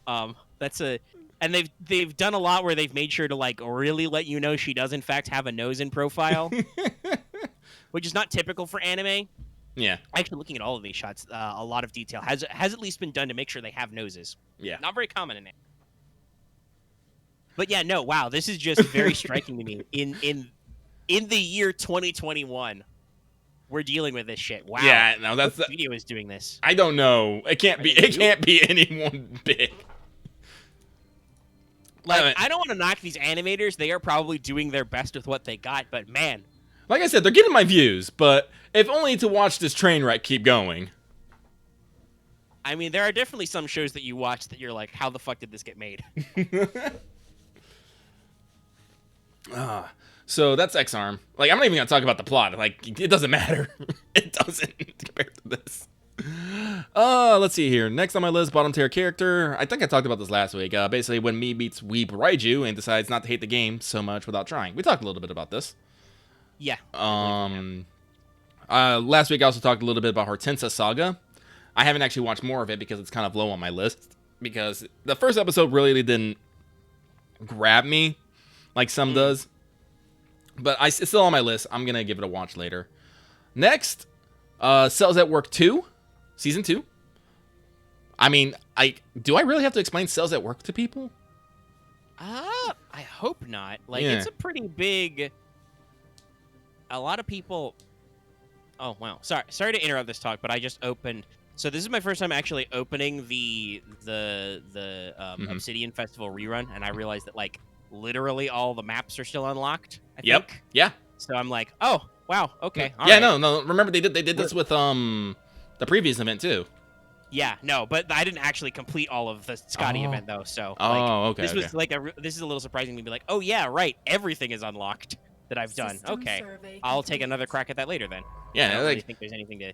The I don't know if I spirits have don't even granted know us what I new want to wisdom. meaninglessly grind on, so I'll figure that out later. Yeah. I pivoted off Oxygen, not included, you guys, and I was checking out Arknights. Anyway, sorry to interrupt you, Lucky. I was just shocked. I will... Yeah, actually, I don't think anybody... Because, like, Cells at Work is almost meme tier. Like, not to say Special anything bad project about it, but, complete. like, I have seen a lot of, and I know Lucky has watched some of them because they showed up in the YouTube history, but I have seen a lot of real doctor watches Cells at Work anime. Yeah. Construction Like, complete. that... No, like, Construction it very much complete. popped when that first season came out. Yeah, well, I was curious to actually see how, like, real doctors actually thought of it, and the real doctors are like, no, this is actually really good. They actually explained this shit really good, and the way that they choose to deliver it with this form, like, speaks to my soul. So Yeah, like- I've that's the reaction I've generally got is that it's one of those shows that is actually like on point. Yeah. But Cells at Work, But if y'all don't know what Cells at Work is, it's Osmosis Jones. it's Osmosis Jones, but with anime and cuteness. I was laughing about, I think it was it the first or the second episode? I can't remember. But it was all about the platelets, and it showed Platelet Mom. And I was all like, someone's gonna have a field day drawing this. But it's season 2. What is new in the Cells at Work, though, is Cells at Work Black, which is going to guilt trip you into leading a healthy life. Because it basically shows, Cells at Work, it just shows what goes on in a normal, everyday human life. Like, minor things, like maybe, maybe get like a little infection here, a little cut there. This ended the first season, though, by the person almost dying and showing how that really varies. But, he lived. Cells at Work Black is what happens when you're a heavy smoker. You drink a lot. What happens when you get an erection. STDs. Hair loss. Yeah, it's basically the reverse of what they did with Osmosis Jones, right? Yeah. Like in the movie Osmosis Jones, it was Bill Murray, Yeah. right, who was a middle-aged schlub, and I don't think they got like explicit with the sex or System anything, survey but it was a complete. possibility. And then in the cartoon they did for TV, don't ask me why I remember this, but I'm pretty sure Osmosis Jones, even though he's a white blood cell, and Drix the medical tablet got sucked out by a mosquito and Yep. got transferred to a hip young Construction kid complete. figure who could Yeah. do kid stuff for the kids. Yeah. Gotta help these kids. Listen, I watched a fuck ton of that when I was young, okay? Yeah, no, I did too. It was on TV. So yeah, they're basically doing a reverse of what they did, where they started with the lighter material for a more approachable audience, and then they were like, "Hey, but what about the real shit?" Yeah, so it's dealing with the real shit. It's a little scary, but the great thing about this is because this is aimed at older audiences, they can do crazier shit like make the white blood cells big boob chicks, which they have, and Twitter has taken to with gusto, I want to say. Of course, it's Twitter. It's Twitter, yeah. I haven't retweeted any of them, now that I think about it. I probably should have. And if they come up again, I will. If he sees it, he'll retweet. Mhm. Listen, Lucky is a simple man. If it's Saturday night, he retweets it Saturday night. that is. I wish I could just set it to do it like for me, because I love it. It's a Twitter account called @Futurama_Saturday. It's Saturday night. Yeah. Every Saturday night they repost that 15-second clip of Fry going, "It's Saturday night. I've got no date. I've got a 2-liter bottle of Shasta and my All Rush mixtape. Let's rock." And just shows him playing at the arcade. I'm like, and then it smash cuts to I think Tom Sawyer playing by Rush. Yeah. And then God, talk about another great series, Futurama. Fuck, dude. Yeah. What's Futurama on? This is a problem Omega has constantly. We're in the streaming wars too deep. I never know what anything is on anymore. Whenever something is like on Netflix or Amazon, I'm just like super happy to be like, fuck, I can watch that. Yeah. I'm pretty sure is Futurama on Hulu? I need to, because Hulu has stuff. I need to get a Hulu subscription sometime. Yes, I was mad at you for posting Out of Touch Thursday because it uses the OP from Lucky Star, which I love. See, It's Saturday Night just uses It's Saturday Night from Futurama. Lucky Star's OP, I think, was like a 3-piece sailor suit or something like that. To be on Hulu. Yeah, is so great to me because Lucky Star was really the first cute girls just being cute anime that I ever watched. Yeah, it's one of the big standbys for the genre. Yeah, that's why I got mad. You're insulted, like seeing that insults my my cultural appreciation of anime. Also, I don't understand why it's a thing. Why is Out of Touch being put with the OP? I don't get this. Explain this. Until it's explained, Lucky will continue to be mad at it. But, no, it doesn't. It's like people talking about how, well, I'm not gonna get into that. That's for. Anyway, Cells at Work Black. It's a little bit more perverted, and it's a lot more dark. Like, fuck, the red blood cell, because it follows a red blood cell and the white blood cell most of the time. They said the red blood cell's the male this time, the white blood cell's the female.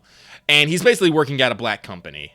Like, constantly stressed, like, constantly overworked, fucking, like, no one's friendly. Everything's, like, shit. Conditions are shit. And I'm just watching this, I'm like, yeah, no, I'm glad I'm decided to take this year. That's the year to take care of myself, because, oof. Mm-hmm. Like I said, it's the anime that's gonna might guilt trip you a little bit. That reminds me, I bought a scale today. I should set that up and actually see where I'm at. Let's see. Last on my list is Horimiya. Not Horimiya. Horimiya. Yeah. Wait, it is Horimiya. I spelled it wrong. I'm dumb. Yeah, it's Horimiya. Rip. Mm-hmm. Like I said, it's a super cute non-harem high school rom-com with a light dash of drama. It's done by Cloverworks, so you will know the animation's good, which it is. Like I said, it's based off a manga, a long-running manga. It's like, I don't want to say necessarily there's anything outstanding about it, but it's solid and it doesn't really do anything unnecessary, I think is the best way to put it. Because there are, it's not like your standard here where they just keep throwing things at you. It's like, no, it's just about these two people who basically act like a old married couple from day one, and then eventually get together, and then eventually, the relationship progresses, and then we talk about some other characters that have been there since the beginning. Honestly, like, especially because harem is a genre of anime, mm-hmm. right? Like, there's something nice about just simplicity again. Mm-hmm. Yeah. Like, doing a big boy callback and just being like, yeah, no, you can just get in there and just follow a relationship. Like, relationship building is unfortunately something a lot of writers are bad at. Mm-hmm. Same with relationship consistency. This is a thing that I have noticed from other people, like this is the thing that really bothers Red from Overly Sarcastic Productions. Mhm. But I've also, since she started talking about it, I've also realized it annoys me. It's one of those classic things where somebody mentions something to you and you're like, yeah, Anomaly that does suck. found. Where like some writers are really bad about keeping relationship issues solved because they Special want that project spicy complete. conflict back. Mhm. So they usually break people up over time skips or whatever. Mhm. So just something that's just simple, like, yeah, no, these characters are fucking interested in each other and are going forward with their relationship. Like, that's good. I Yeah. like it. It's great. System survey complete. And that's what Hormier is. It's just, Construction I said, there's a little bit of drama, but it's nothing. It's nothing major. It's usually over by the time the episode's over. Like last episode, it was like literally like 5 minutes of drama. Then the main character headbutts a dude and it's all like, "No, you're wrong." And then it turns out they were wrong. And then everyone's like, "All right, we're our bad." And you're like, "Cool." I'm like, "Yeah, no, that's great." And that's the end of my list. Like I said, I'll update it next week if anything interesting happens, but I don't think so. We're usually pretty past the 3rd episode cycle. I'll see if I'll catch up on a couple things. Yeah, like I have some stuff in my backlog I need to get to, and a couple of those series you mentioned sound interesting. But like I said, I am currently on a TV focus. I am about halfway through Queen's Gambit, which, though it is live action, is very anime-esque. There are really? a lot of sweeping scenes of just the main character Beth doing chess versus people in like silence with orchestral music, right? And like dramatic face zooms. Like it has a lot of the same beats as a classic sports anime. Oh, okay. So it's very interesting. Unfortunately, because it has a lot of moments where there's nothing happening but chess, it requires me to focus a little, so I'm only about halfway done. Like, while there's character drama and stuff too, there's also a certain amount of like, no, hold on, I have to actually pay the fuck attention. Because I'm like actually like trying to figure out what's happening and watch the moves because it's chess, so people don't usually. People aren't usually. That is the one thing that is not like, not like anime where like there are announcers, but they're like, we're talking really low like this, so it's not to disturb anybody playing chess. There's no like, oh my god, queen to rooks 3. Like nobody does that. Like the best they get is like one of the commentators in there was a game in Mexico City, which like the Mexico City episode has a lot of other important character stuff going on, but it's a big match, and he's like the announcer, who's speaking by the way in Spanish, so again it's subtitled, so I have to pay attention. My no habla español good. No bueno habla español. I don't even know how the fuck grammar works in Spanish. The spirits have granted us But new so wisdom. you have to sit and read the subtitles, just like anime. But he's like, yes, Borgev has begun with the Sicilian opening. He's said to be the master of the Sicilian. Like that's the kind of level it gets to. So the energy's different, but the tropes are very similar. So I need to get through that sometime. I have watched all 3 seasons of Cobra Kai. It's fucking great. I love it. It's amazing. I often found myself pacing up and down the room as fucking karate fights happen. I love it. I feel like I should watch Karate Kid first again, just because I know I watched it, but I can't remember it. So again, I talked about this last week. There are like literally the first 5 minutes of Cobra Kai season 1, episode 1 are like the last 5 minutes of Karate Kid. Like the show lives on flashbacks to those movies. Yeah, so yeah. I don't Actually, know how much you actually didn't need to, because I thought about it too. Because unfortunately, talking about streaming, you can only really get those like officially on like HBO Max. I think you can rent them on like YouTube too. I'll probably track them down myself just because to get that familiarity, but I don't know if you need to. You might want to try though, like just to double check stuff. But it reminds you a lot of the past events a lot. Yeah. But yeah, it's a very good show. I love the character dynamics. I would say it's probably a little bit more like, say, pro wrestling than anime, but it's still got like characters are constantly doing heel and face turns. Like you're unlocking new secret techniques. Like it's Special project Karate Kid. The OG Karate Kids were already like cheesy 80s action movies. Like I watched one of those. I've been on a real kick lately with I think it was it Insider or Wired? Somebody was doing a series of video called like How Real Is It? And like they get real professionals to talk about movie scenes. I watched a lot of those. I've linked a couple. I actually prefer the ones where people are more interested. Shockingly, the ones that involve actual Asian people are usually way more respectful. Like there was a actual Japanese sword master one who rated sword scenes, katana scenes, right? obviously being Japanese and like being kitted out in his formal kimono and stuff, he was like very respectful to everybody. Like even when he was talking about how it wasn't a good form, it was, you know, good. And they had an actual martial artist, a kung fu master out of Tibet, a Shaolin master, I should say, out of like Tibet or southern China somewhere, who like moved to London to teach. He was also like super respectful to technique. But I watched a karate one, and like the lady doing that, who's like, she's an Olympian, she's won some world championships. Like her commentary was basically like, okay, they're not wearing protective gear. That's not realistic anymore. I assume that's personally just because in the 80s they didn't wear protective gear, and I don't know if they actually did in the 80s either. It was the 80s, guys. System survey complete. And then she just mentioned they do too many flying spin kicks for flair, but that's the thing I don't like about the realism discussion, when even if even if they are a real professional, where if they can't separate their like their realism meter from like the coolness of cinema. Where I'm like, okay, lady, I understand. You're a professional karatesman. You do the karate. You're going to be on the U.S. Olympic team, assuming that the Tokyo Olympics still happen. But you do understand, right, that, like, you say, that's just flair. That's why he's doing a fucking spin kick, because it's a TV show anyway. But no, like, the karate is pretty real in Cobra Kai as well. Okay. And honestly, I think they have an excuse for why it's so kick-heavy. It's actually, like, explained in the fiction that the style that like Cobra Kai karate is made on is actually like adjacently based to Taekwondo, which is a very kick-heavy martial art, if you didn't know. And that is actually apparently like a real thing in history. Like there are some Taekwondo dojos or whatever they call them in Korea who are like, no, we're actually descended from Japanese karate. So that's actually a really interesting like tidbit they've worked into the backdrop, and I do believe that is probably why Cobra Kai is so kick heavy. Also because guys, fucking flying roundhouse kicks look cool. They do. Even I know they're dumb, but they still look sweet every time. Especially when you get fucking I forget what he's Ralph Macchio, the guy who plays Daniel San. He's like in his 50s. Like when you can get him to do a fucking spin and flip kick these days, that's still pretty cool. I'm sure it involves a lot of wires and stuntmen, but he tries. So yeah, finished Cobra Kai. I've also been rewatching The Crown on Netflix because I never watched the last 2 seasons of those, but I want to pre-watch the other 2. And that's because I've watched that before. That's a little bit easier to digest while I like do my FGO raids and stuff.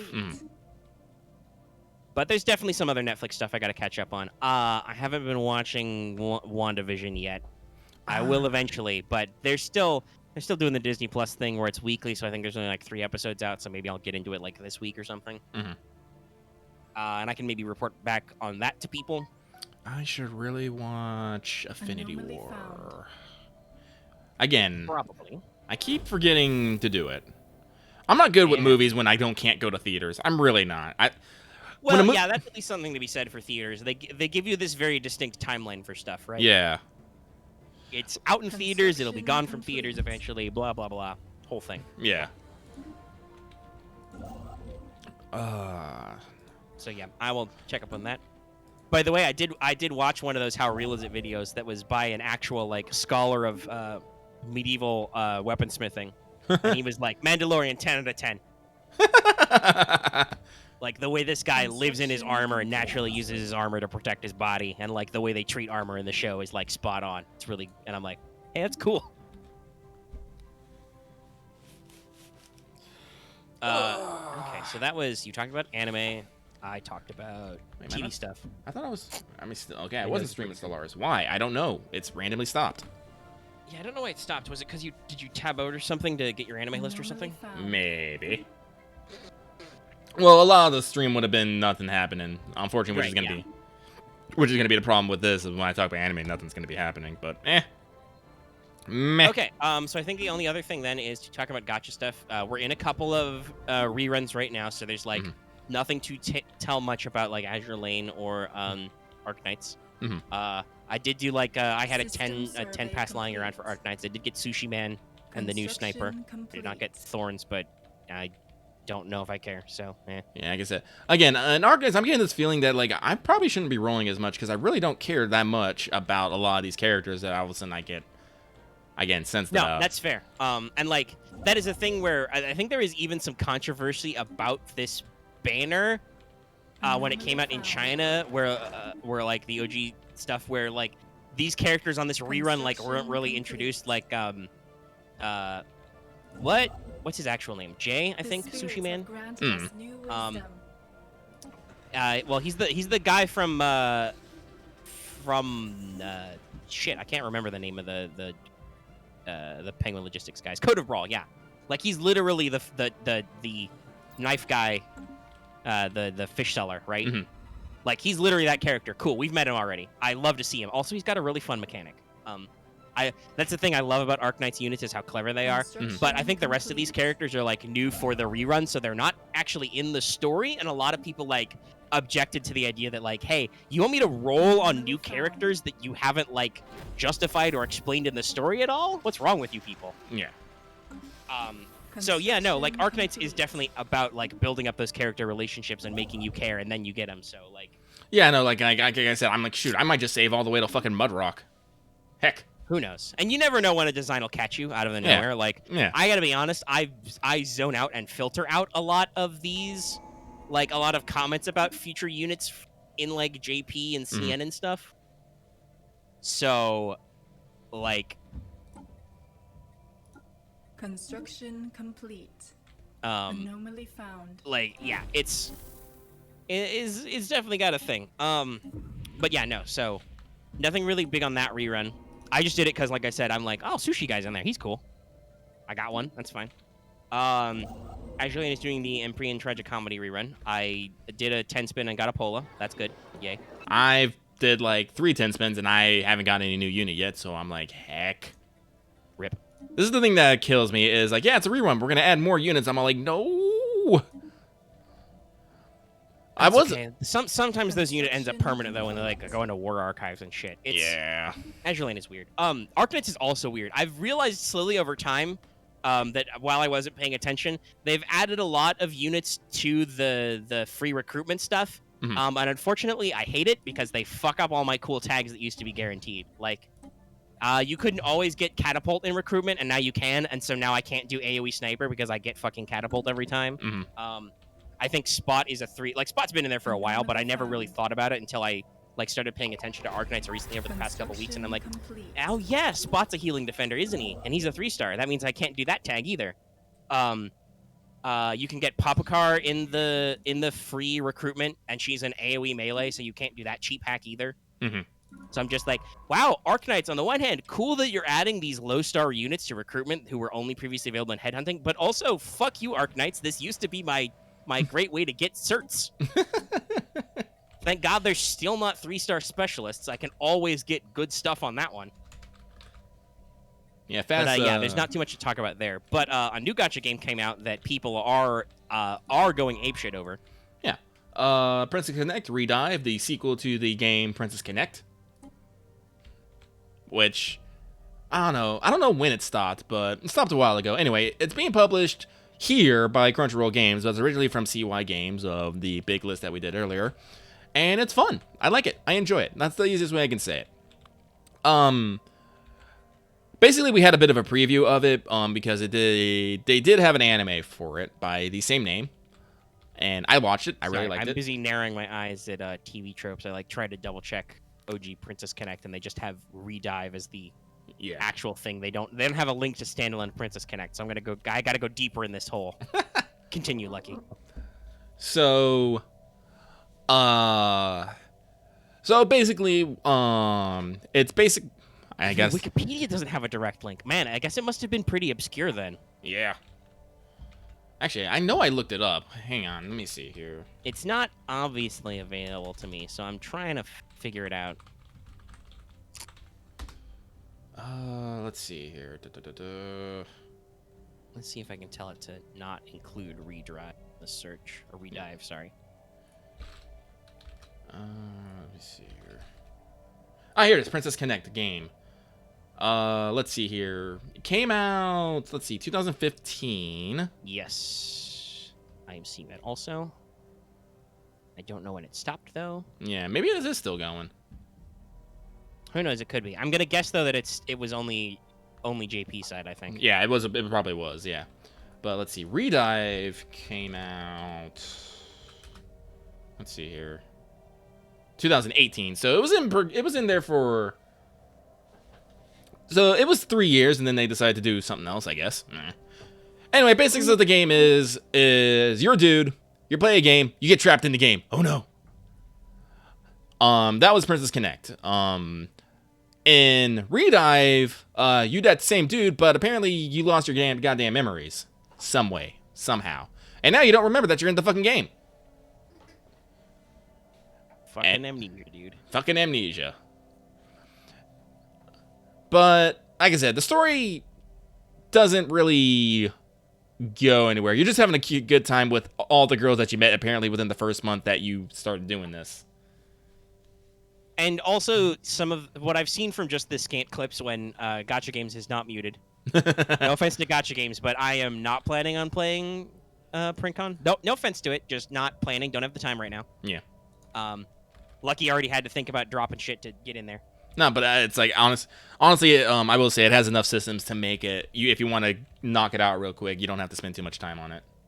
That's good, but like I've seen that also some of these characters are like, you know them in real life as well. Yeah. So like, yeah, they are, because it's the VR MMO type trope. System survey complete. That like hey, some of those people you meet are people in your real life and you just don't remember because memory lost. Memory. But like as it, like honestly, combat and systems, there's nothing outstanding about the game. I think I want to say. Axe, just if you don't like it, don't play it. Fuck. God. It's called Princess Connect.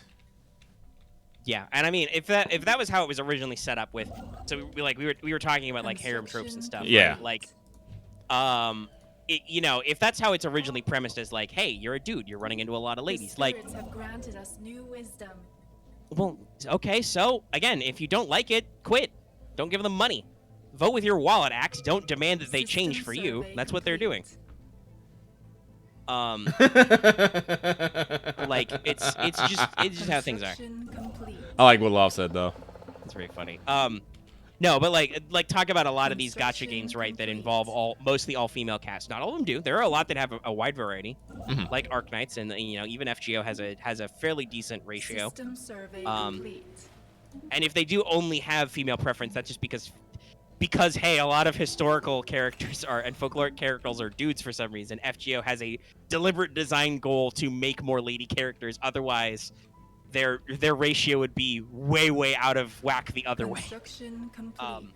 But no, like I always think Idolmaster, right? Yeah. Literally, they're idols. You're the producer. It's an idol agency. Of course, they're all girls. Like a lot of these tropes make sense for like what you're doing. Yeah, I mean, hey, Vesper, if you want to go further, we could totally do that. Vesper joked about waifu Tetris. L blocks are twins. The I block is long and scrawny. The purple T block is just the best. She's great. But the square block is a short stack. Anyway, we're done. There's all the Tetris speech. But Lucky, Princess Connect, please. Princess Connect. So as I said, it's pretty simple. When it runs on a semi-auto feature, basically, you start a map and the girls will basically attack on their own and advance on their own. Basically, when they fill up their special meter, you can basically do what they call a unison or union attack, which is either the special, but you can also set that to auto. If you get a 3-star clear on the map, you can basically do what is called skip tickets. Basically, they're a finite resource that you have that basically just lets you auto-complete a map if you're like farming for something or grinding for something. You can just hit just do this thing like 10 fucking times. And it'll just do a super like broop, broop, broop, broop, broop, 10 times, you're done. It'll give you all your rewards and then a little bit extra. The fun thing about that is skip tickets can also be dropped, so sometimes you'll usually get a little bit of a refund on what you get. So the game is actually fairly conductive to being played quickly and like be done with it about 20 minutes unless you're actually working on specifics. Right now we don't have any events going on, so that probably helps a bit. Doing that initial rush, they're not doing like Madoka did, and it's like immediately events. And They then may be learning some things. yeah. Letting people get slow rolled. Lucky did go into reroll hell because he said, why the fuck not? I wasn't really sure if I was gonna play this game or not for a long while. But it seems, like I said, it seems pretty low maintenance. I can literally like knock it out in about 20 minutes and I check on it in a couple days. I'm fine. When events start popping up though, I might, who knows, I might have to take a back seat. I did drop the amount to get the special 10 spin that all gacha games always have at the fucking beginning.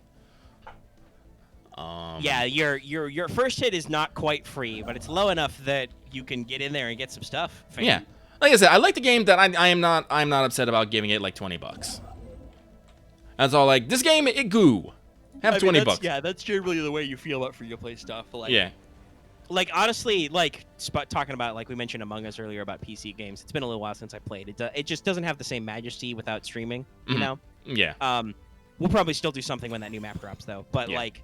That's a game that's like free on Steam, right? Like I should absolutely next time I boot that up, like throw them $5 or whatever to get me a little pet or something because it's a good game that's normally free. Like Yeah. you should support services you like. This is the joke I made. Well, yeah, it's a joke I made to Axe earlier, but it's also true. Like do actually vote with your wallet, kids. Yeah. So, like I said, but the game, like I said, it has the CY game touch or Psy games. I never know how it's actually pronounced. I think because it's lowercase y, it's Psy games, but Yeah. don't quote me on that, internet. But Psy games has the touch. The game is fully voiced. I mean that fully voiced. It actually has animation and it has animation segments in it as well. So they drop. So they're using Psy games unlimited budget again. Okay. Yeah. And like I said, it seems like they pulled in big cast. I already have characters voiced by Aoyuki, Kanu Ueda, Sari Hayami. It's great. The Kanu Ueda character is this little small who is super shy, so you get to hear a lot of Kanu Ueda awa wa wa noises. I'm like, yes. This is good. And like a lot of people would say this is like a waifu game, but actually I think honestly more of it's like a little sister daughter game. Like especially because like you realize in a lot of the real life segments that a lot of these kids are actually a lot younger than you. And you're just like, oh. So we're playing with another classic anime trope of like something that GGO Alternative did really well, right? Where it was like like small kids play casual games, right? Yeah. But they do so in like a grown-up form, whereas adults usually want to play small stuff. Yeah, like like I said, like I've only got like how many characters? I only got like 14 characters. No, I got 19 characters exactly. I've only leveled up like 9 of them though, because I'm trying not to do what I did in Genshin Impact and spread out, and I'm trying to focus because maybe that sounds like a smarter idea. I'll play Genshin sometime. I'm not done with the game. I just don't have time right now. Okay, guys, calm down. Like I said, like I can put Arknights on my phone now. Yes, but the game, like all the characters are adorable. The voice acting is good. The animation is okay. The story is like, But I I'm not did notice that some people were, complete. if not confused, at least observing. There is, I want to say, a cameo from Grand Blue Fantasy. Yeah, but Grand Blue character. like real talk. Sideway games are all over Psy games are all over Psy games. Like fucking Grand Blue Fantasy has Grand Blue Fantasy is the king Grand of. Blue also has a long history of crossovers. Yeah, but if it's a CY game, expect to see other CY game. If it's a Psy game, expect to see other Psy game characters in it. I'm like, it's not as weird as you think. Like FGO does fucking collabs. I don't know. I think maybe this was the first time somebody's played like 2 Psy games. I did notice that a lot, and like that's something that even I, as a backseat guy who's never really played any of Psy games' products, recognize. I'm like, hey, I know that chick. She's from Grand Blue. Mm-hmm. Man, I got a lot of primitives around my area, and I'm not finding anybody. That's weird.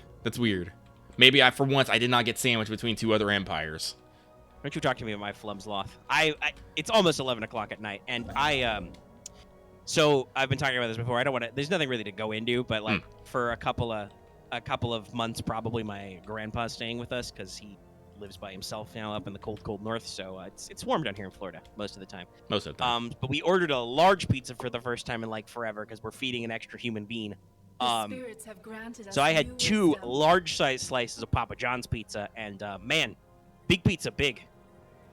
Usually like between me and my dad, we like each eat a half of a medium. Construction complete. But those double doughy big pizza slices really weighed on me. I had to go lay down for a little bit. Anomaly found. What do you so, mean you yeah. can't reach in? Oh, that's because they died. Rip. I was about to say, yes, your government body is like, why have you stopped working? Oh, they died. That's why. Why have you stopped work? Oh, you're dead. That's a very, very generic space simulator trope. Why aren't you doing the thing? Oh, it's because you're fucking dead. Thanks. System Oh, survey that reminds me. complete. Civilization talked about what they've got upcoming in some of their Oh, yeah. latest patches. System rad. survey Yeah, complete. looks like they can set up corporation monopolies. They are adding Vietnam. They're adding...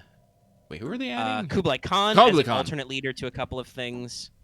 Vietnam is a standalone new Civ and a new game mode in the form of, as we mentioned, the monopolies mode, where basically you can build industries, corporations, and monopolies. Basically, it's a way to generate more money and do something with luxury resources besides just get amenities and stuff. Like, you can actually, like, corner the markets on diamonds or whatever. Which to me sounds great because in Civ 6, I love System money, but also survey B, I complete. love doing things with resources, so. Yeah. Now, if only they announce a future DLC pack, we'll be pretty set. I think they have at least one more DLC plat for this Frontier Pass. If Yeah, I I'm not remember. 100% sure. Claimed a new world. And obviously, if the pass went very well, which it seems to, and they have more ideas, they could always do another season pass, you know? Mm. I wouldn't mind dropping another $20 or whatever for another blob of Civ Anomaly DLCs. found. Blob. I like DLCs, okay? I like Civ stuff. It's good. It's a good game. I love it. Mhm. I haven't played it in a little bit because I think we did the thing we usually do where we played it pretty hardcore, and I think we got the most out of like low level play and moved on to other stuff. But like a new mode, I can get. Here's the thing. I don't want to get too serious with it because then I'm going to get pissed off at it. Probably. Especially if I'm playing with other people. Yes. No. We've already had that problem with taking Civ too seriously. Yeah. But you know, there's reminds me though. Before that drops, I should probably on my list of things to do, play more Age of Calamity. Like I said, I have because I've been doing the FGO event. I have not been on my Switch as much. Sadly, it's still fun. It's a fucking Muso game. It's fine. It's a Muso game and it has cute Zelda girls in it. The The Breath of the Wild spirits art have style is granted great. us Chef's new kiss. wisdom. Anyway, but that's still on my list of things to play. But it's on a Switch, so that's pretty easy. I definitely do want to get some runs in Stellaris in, and like I said, I plan on playing some more Scott Pilgrim, but haven't had the time because, like I said, I've been watching a lot Construction of TV complete. lately, which kind of limits some of your options. That, and also I'm trying to do more FGO and stuff. Oh shit, I just realized that means I'm gonna miss it. I'm not gonna get that last Mave ticket on the same Media Lily night. Whatever, it's not a big deal. The tickets haven't been giving me anything cool anyway.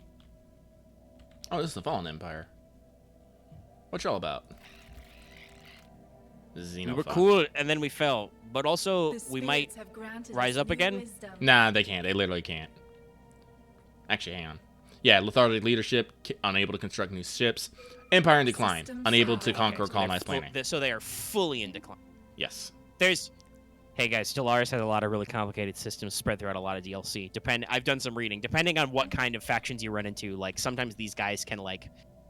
I think there might even still be an event where these guys can like recatalyze and go all Reconquista, but by default they're fucking dead. But there are a lot of different variations. War in Heavenloft mentions that. That's where you get two fallen empires or two concurrent empires who decide to fight each other, then fall, and cause you a lot of grief in the meantime. Stellaris is wild, y'all. Like I said, that's on my list of things to play. But okay, we talked about most, I think, everything. Lucky, do you have anything else to talk about? Precon, Prince Connect. Anomaly found. No, like I said, for right now, the ship is steady, so I'll keep playing it. I am gonna try to be like Destiny Child and not actually spend money on it. I have enough of that in my life. From what I've heard, the game is kind of free to play friendly, and the fact that you can, because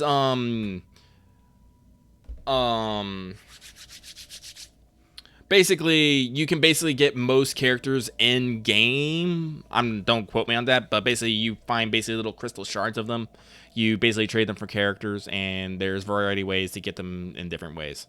But of course, you can always just shortcut that and buy primo gems. So yeah, and also the fact that from what I understand, when you roll for characters, you get either 1, 2, or 3 stars characters, but no matter what, they all stop at 5 stars. So you can upgrade them up to 5 stars. So kind of like how I think Azure Lane's one of the games that definitely does that the most, where you go through the star upgrades. Yeah. Do they? No, I don't think in Girls Frontline doing multiples didn't upgrade your star level. It just was a thing that happened. Dummy linking was important. But yeah, no. So that looks it's cool. That's good. Like talking about Lucky spending less on things, like that's something that definitely, like, talking about your collecting and stuff is definitely something I relate to with my ongoing Yu-Gi-Oh business. Hey, watch Progression Tournament. I have ordered, like, I have impulse ordered, like, I think 3 different singles in the past week. Actually, let me, like I said, like nothing costs me more than like $5, but it's just like, oh shit, yeah, I don't own a Red Eye Zombie Necro Dragon. I'll order one of those. It's I can buy a first edition ultra rare for $3. Fuck yeah, I will. That'll go in a binder. Yeah, no, Lucky literally just today spent $92 on like 7 games. I try not to spend that much on singles. However, I did buy 4 boxes of a set, which is also going to arrive on Monday. I'm going to pop open. Yeah, let's see. The games I bought today was Chrono Cross, Ico, Shadow of the Colossus, Kingdom Hearts Greatest Hits Edition, Odin Sphere, and Prince of Persian Warrior Within. Classy. Yeah.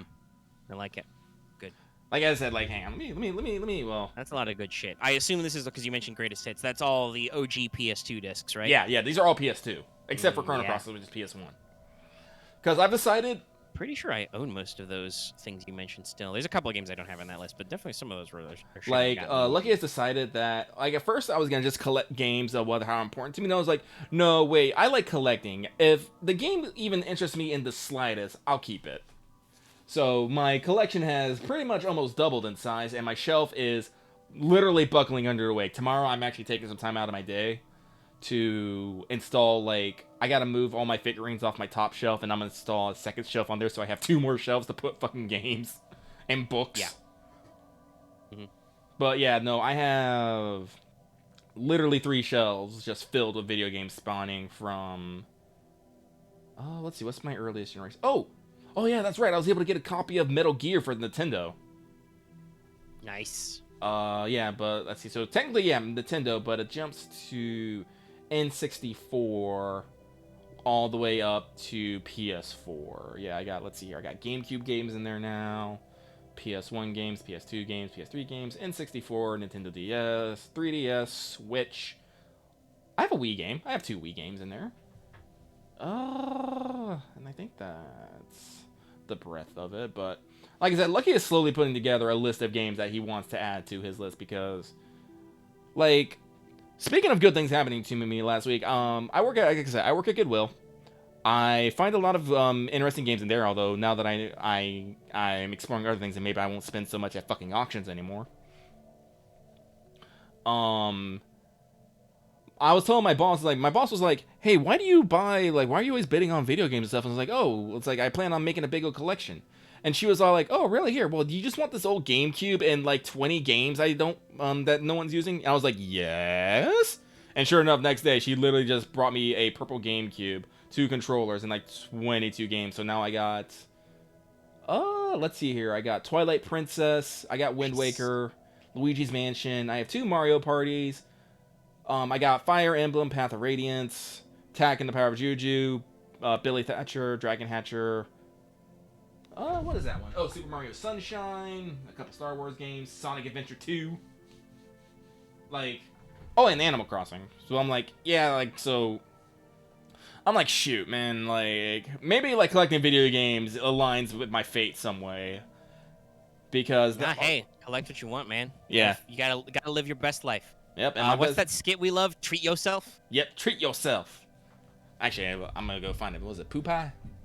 I know it's from fucking, The Office, but The poop pot version just makes me laugh more.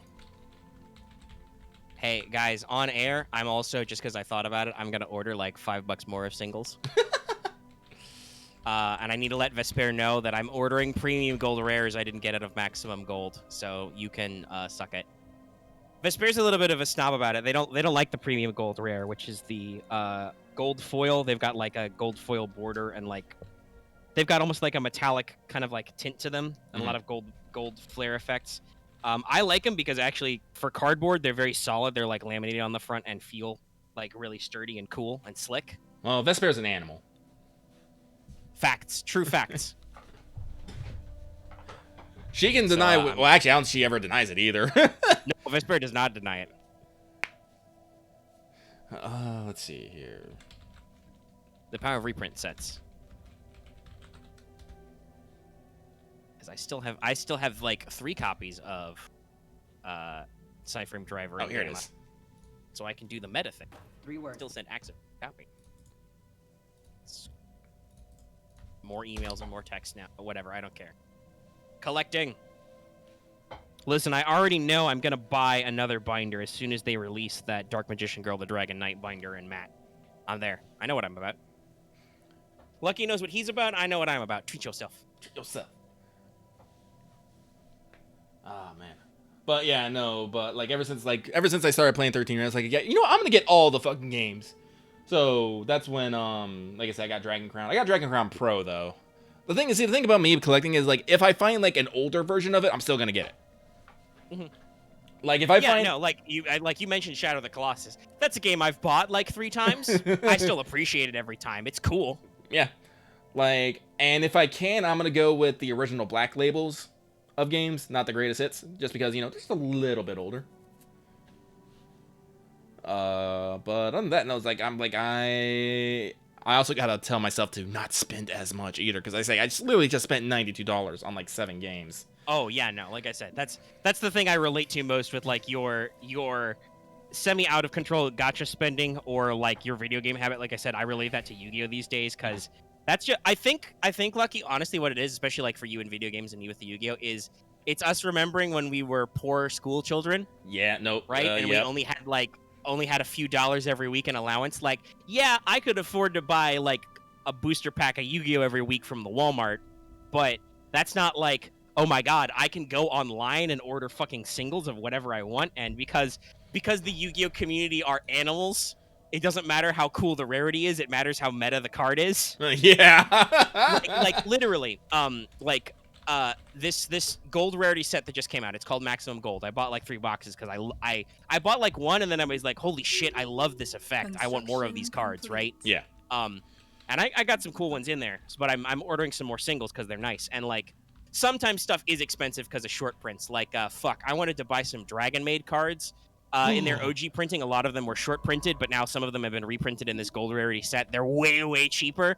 Because guess what? nobody gives a fuck about Dragon Maids in the meta, and they've just been reprinted, so they're honestly, cheap. I just like Dragon Maid, so I might, hang on.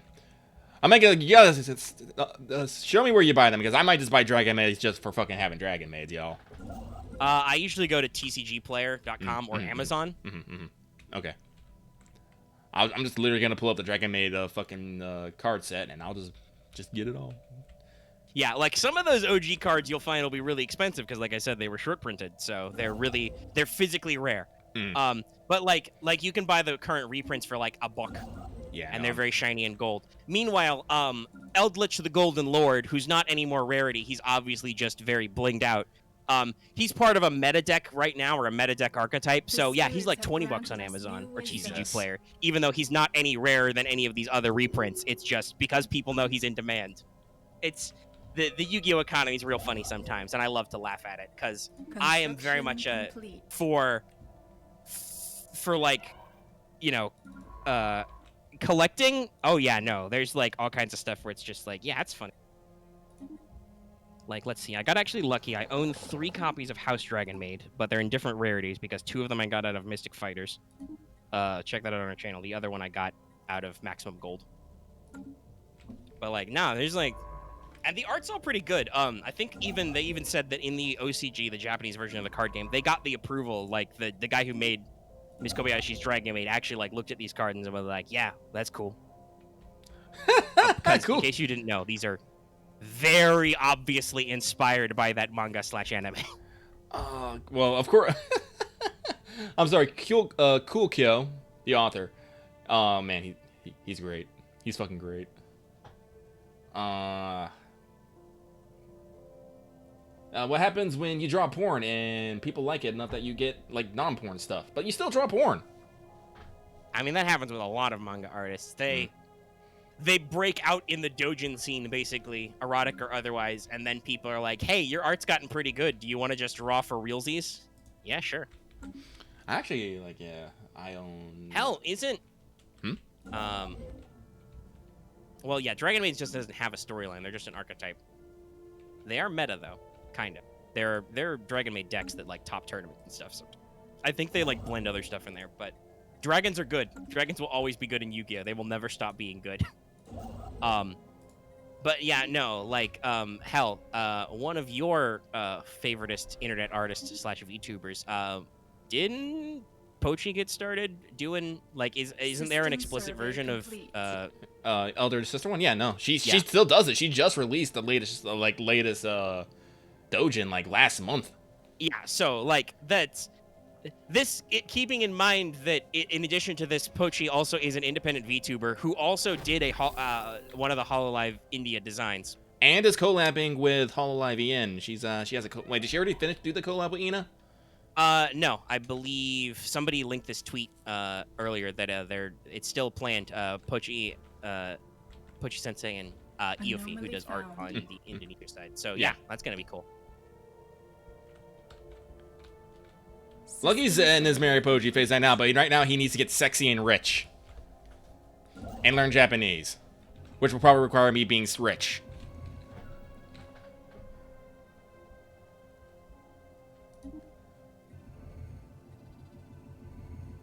But yeah, no, like, art's fun. But yeah, that's the thing I relate to you, and also to the not spending too much. Like, I always have to ask myself, do I really need to buy another booster box and open up a bunch of packs only to be disappointed? Or should I just spend $10 in singles instead? Usually the answer is spend $10 in singles, but I don't start with just spending $10 in singles, because I know some people go crazy about sealed product in Yu-Gi-Oh! Because it's like, I'm already got the gacha mindset, I don't give a fuck, it's randomized, whatever. But it's also like, if I only bought singles, there are some cards I would never buy that I still think are cool in my collection, right? Like, there's some things you get out of randomness. Like, honestly, think about it with gacha games. Think about it with FGO. If you didn't have to roll randomly, if you could just, like, even if it was with a money cost, if you could just straight up buy, like, USOs and get whatever SSR you want, how many people would actually get some of these characters and learn to like them? Like, you just wouldn't. Like, FGO and a lot of other gacha games have this element of working with what you got. So, like, I honestly like buying sealed product because it gets me new things that I never would have cared about. And sometimes I'm like, yeah, correct, I don't give a shit about, you know, this card or that card, but it looked cool, so it'll go in a binder. Or, hey, I'm never going to run Zodiac because it's a real pain in the ass meta deck, but Zodiac Dryden is a dragon mommy, so I'm cool, I've got her in a rarity. That's nice.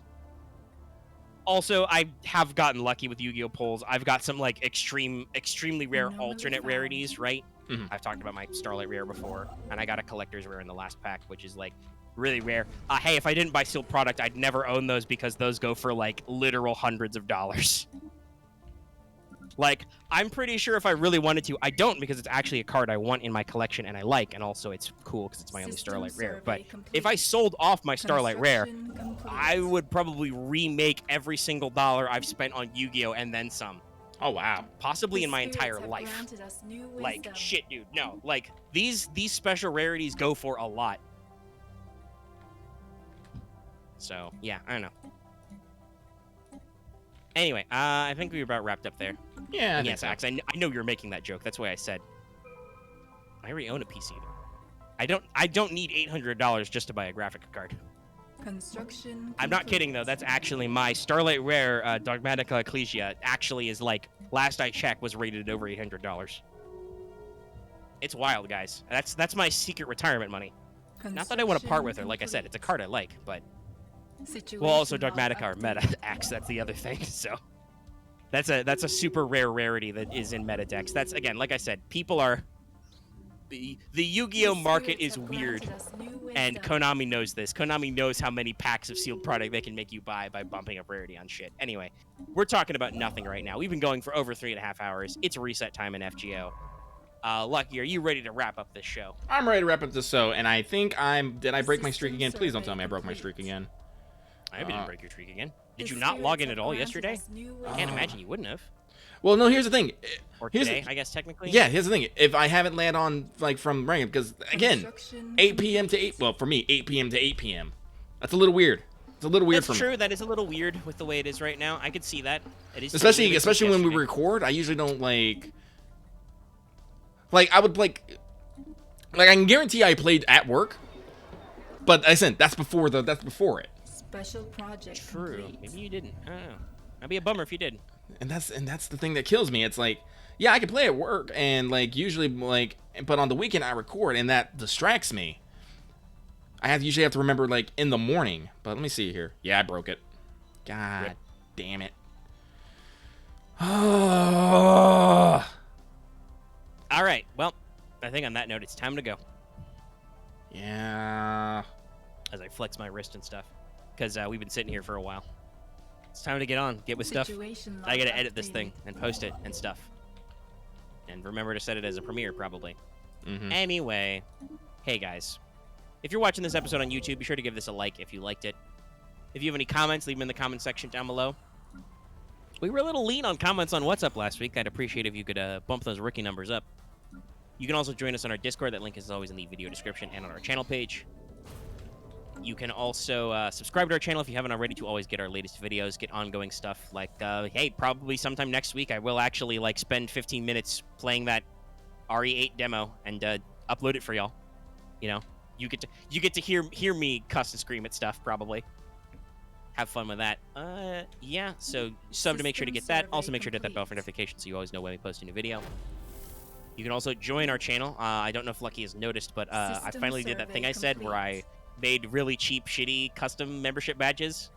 Oh no.